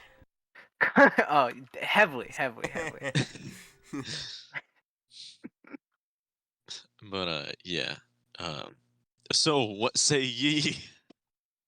Well, the better question is, how are we going to cause the least amount of collateral damage as possible? Pull the fire alarm. Well, if she doesn't now that have you a have, fire now you have alarm, True Sight, you would also see everyone else more is stuff. immune. Yes, everyone else. The floor, demon. The classic That- demon floor. Like killing floor, but demon. Wait, what about the chef? Go bring the chef over. I want to see if she's really a demon or just a weird fangirl that. Well, the If- waiters and waitresses are not Uh-huh. demons. They are normal people. Most of them are human as well. A couple of them are like, you know, non-humans or like tieflings. Magically imbued. Yeah, the True Sight tells you underneath the kind of like enchantment effect that makes their eyes weird, their eyes are all red. Like not like bloodshot, Everyone? like the pupils are red. No, only the So- waiters and waitresses. Wait, Oh. doesn't that mean that the demons are Possessing possessing? people? Yeah, Yes. it's a red eye is a sign of demonic energy. It doesn't necessarily mean they're being possessed. It just means that like they're being by it. influenced. Yeah, or they Yes. have like X. demon power. Yeah, like X has red eyes. Think of like X. Yeah, sort of vampires for reference. So, can I spot a fire alarm? so before guess, we yeah. do anything, what I I'm think- hearing is we've either got a cafe full of possessed people or we've got a cafe full of warlocks. And I'm not sure which one is worse. Bro, Huh. like volley fire, Eldritch Blast. They all know The- pick 6. Oh God. I think we would just lose, Yeah, to you be would honest. just die. It would just be like if anybody rolls with lower initiative than them, you'd just be deceased. My problem is Even if we rolled higher than them, then we would still die. You have to book it. You have to leave. And be like, nope. yeah, my problem is should we call for backup first or should we deal with this problem ourselves? Because we have 4 demons and possibly a A whole like 5th. Because we don't know if other chef. the chef is a demon herself in disguise. Yeah, possibly a 5th or maybe a demon worshiper. I don't know. Like we said, she wanted Boston Brook here, so Yeah. Yeah, that is She's kind a of canon fairy now. trying to attract Boston fuckers so she can exact her revenge. Well, I mean, if we shoot into the air, then we know whoever doesn't leave is under the influence of a demon. Or we all get shot. Like, as far as I can tell, Other Orleans isn't full of, chicken shits. They'll be like, "Oh, you want to shoot Yeah. our calf?" Yeah, Shoot my but there's turducken? also a I'll show you, demon buddy. here. There's also demons here, so. Oh yeah, but that doesn't. For all we know, Other Orleans is full of crazy people that So, secretly. I can't. I mean, Other Orleans could very well much be like a second Florida, which is the last thing we yeah, need. pretty much. But I mean, if we can't really take this in any direction, we know what's going on. I think we should call for. I think we should at least have backup, because as much as I would love to say the four of us can deal with 4 to 5 demons, I don't. Well, if X could and JPCU could make checks to know if they are aware of the kinds of demons they are and like what level they are. Could I make that check, please? Sure. No Alright. advantage because even this is magic. This isn't like your specialty in magic. Yeah. But I know I have weapons that can do a lot of damage. That is an 8, good sir. The 3 normal band members are rank 2, so they're standard demons. They are under the purview of the Sin of Sloth. They are frost devils. And then the Sounds big about boy right. in the middle, they are called Jealous Jesters, and they are from the Envy Sin.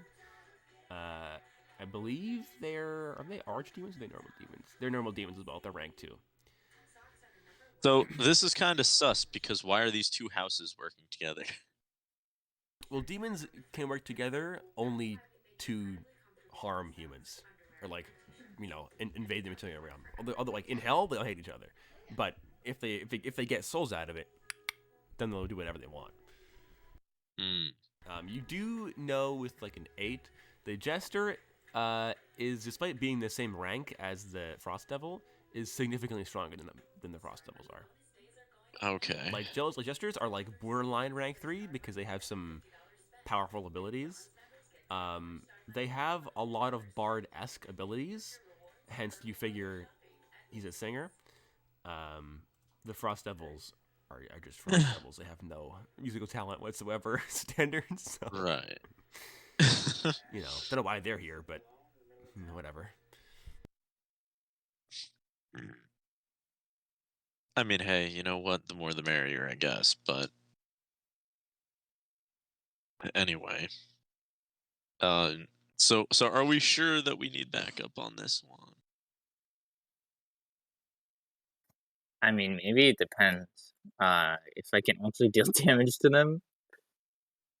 I mean, You can deal half damage to Frost Devils because they're only resistant to fire. The Jester is, I'm pretty sure, totally immune. Yes, he's immune to fire. oh, so the Jester's just immune to fire. Yeah, because Jester's like a generic demon type, whereas the Frost Devils are ice demons, so they're immune to cold damage, but only resistant to fire. You mean they're only weak to fire? No, they're resistant to decaf damage. Oh, Because they're still that's demons. not They're still good. from hell. And they're Well, all I immune mean, to my hellfire weapon- if you use hellfire. My weapon exudes holy fire. That still does the extra damage to both of them because it's like, doesn't matter. It's demonic. Yes, it's holy versus demonic. That doesn't take the effect. But like conventional fire, like if you were to throw a torch at the Jester, it would do no damage. If you were to throw a torch at the Frost Devil, it would do half damage.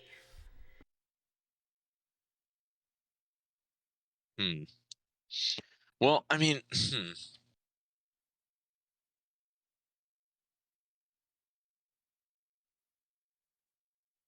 all right. Man, I really should have made all the waves and waitresses warlocks. That was just a better idea. Give them Well, all no pick going 6, back bro. on that now. Bro, could you imagine just like the wall? They would incinerate the building instantly. They would need to hit. They just need to hold it in their hands. Yeah, This they is can why just I'm blood trying fire. to see if I can evacuate the diner.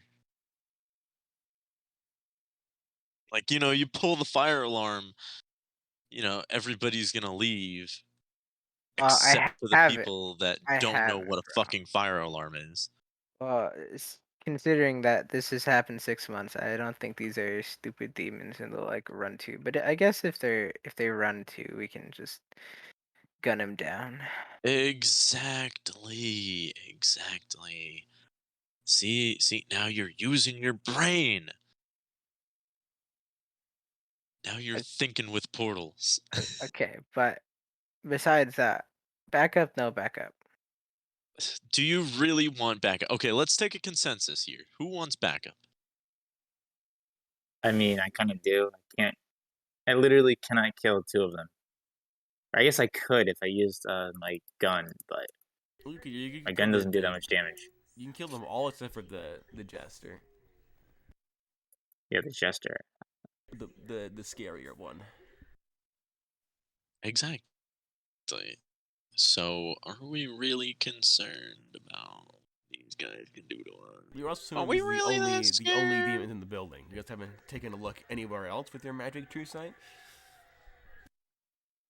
Oh, yeah, that's the other thing Hmm. that I didn't want to. I didn't want to start a fight and have other demons take like back doors. Hot. No, I mean, I guess I'll look around and see if there's any other. Okay. I you mean, don't see anybody else in this room that's a demon besides the staff that oh, are all kind of influenced. actually, you talk to the chef. Why don't you just go back there yourself? You don't need to call her out anymore. You've told her that you're investigating her. You could be like, You hey. know what? Yeah. I just wanted to check up on you, see Yeah, if you're I'm not not controlled even by gonna a go demon or talk to anything. her. I'm just gonna go look through like one of the windows Just and kick the like door see if I down can catch a glance. kick the door into the kitchen, run in, stop, be like, Yeah. "This is the police!" And then everybody freaks out, and you're like, "Thank you." You just turn around and leave. Yeah, I'll check the cook. I'll check to see if the cook is a demon. All right, so you go into the kitchen, and look at there are like there's like 4 or 5 chefs in there, not including like the additional like head chef, Ms. I Brewery. wanna point out. I go in like a skeptical parent to see if the kid's asleep. Yeah. You're like, what kind of dirty deeds are being done dirt cheap in here, hmm? You know, like that like skeptical like eye scan. Yeah. So you kind of like go in like that. First things first, all the chefs in here also have red eyes, including Miss Brewery. She isn't a demon, but her eyes are red, and they were also hidden by the illusion to make them blue. But they are red underneath the illusion. Secondly, I don't know if you Nope. guys picked it out on the map because didn't have time today to Photoshop it out. But that descending staircase in room 4, which is the kitchen, that is hidden by an illusory wall that you can now see through. So there is a descending set of stairs hidden behind a fake wall. Here's your summoning circle, please. God. Another Why did situation. we have Find staircase could have solved. Honestly, why yeah. didn't we have Boston Broadcast find staircase?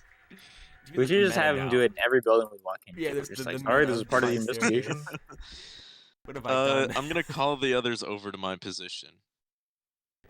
You're like, everybody, come on over.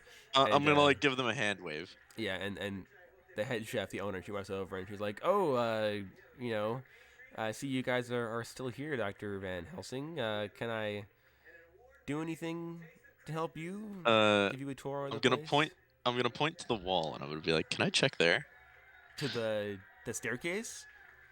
Yeah, like to where the staircase is. I'm gonna have her make a check to see if she believes that you're actually like, oh, haha, coincidence, or if it's like, I know there's a secret staircase there. You. Oh yeah, she got a check. Right, yeah.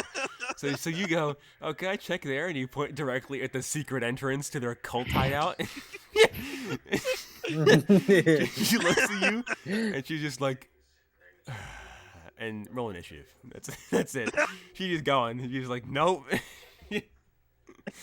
I don't know why you went. Can That I is a 10. check That's there? a 10. God. So you're in the doorway. Where is? Yeah, so she's in melee with you, right there. But I'm in melee with her as well. Yes, yes. You better call an ambulance. For you! But not for me. I roll for You should Boston. call it. I'm gonna turn to her and be like, you should call an ambulance. But not for me. Well, how dare you? You're gonna sass her like that? You're gonna gank her and you're gonna sass her first, too? Yes, because I'm Salt on stabbing the her wound. directly in the She rolled a throat. 1 on initiative. God, that's what you get for being a chef, bitch. What do you mean? Twinsies. What do you have against chefs, bro? What they would do to you? I thought you liked food. I do. You like, yeah, X liked her food. Boston Brook loved her food. The other chefs rolled a 10, though.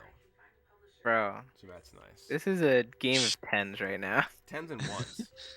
Only Boston Brook didn't get a 10 or a 1 so far. What do you get? A 10 in total with 6 on the dice.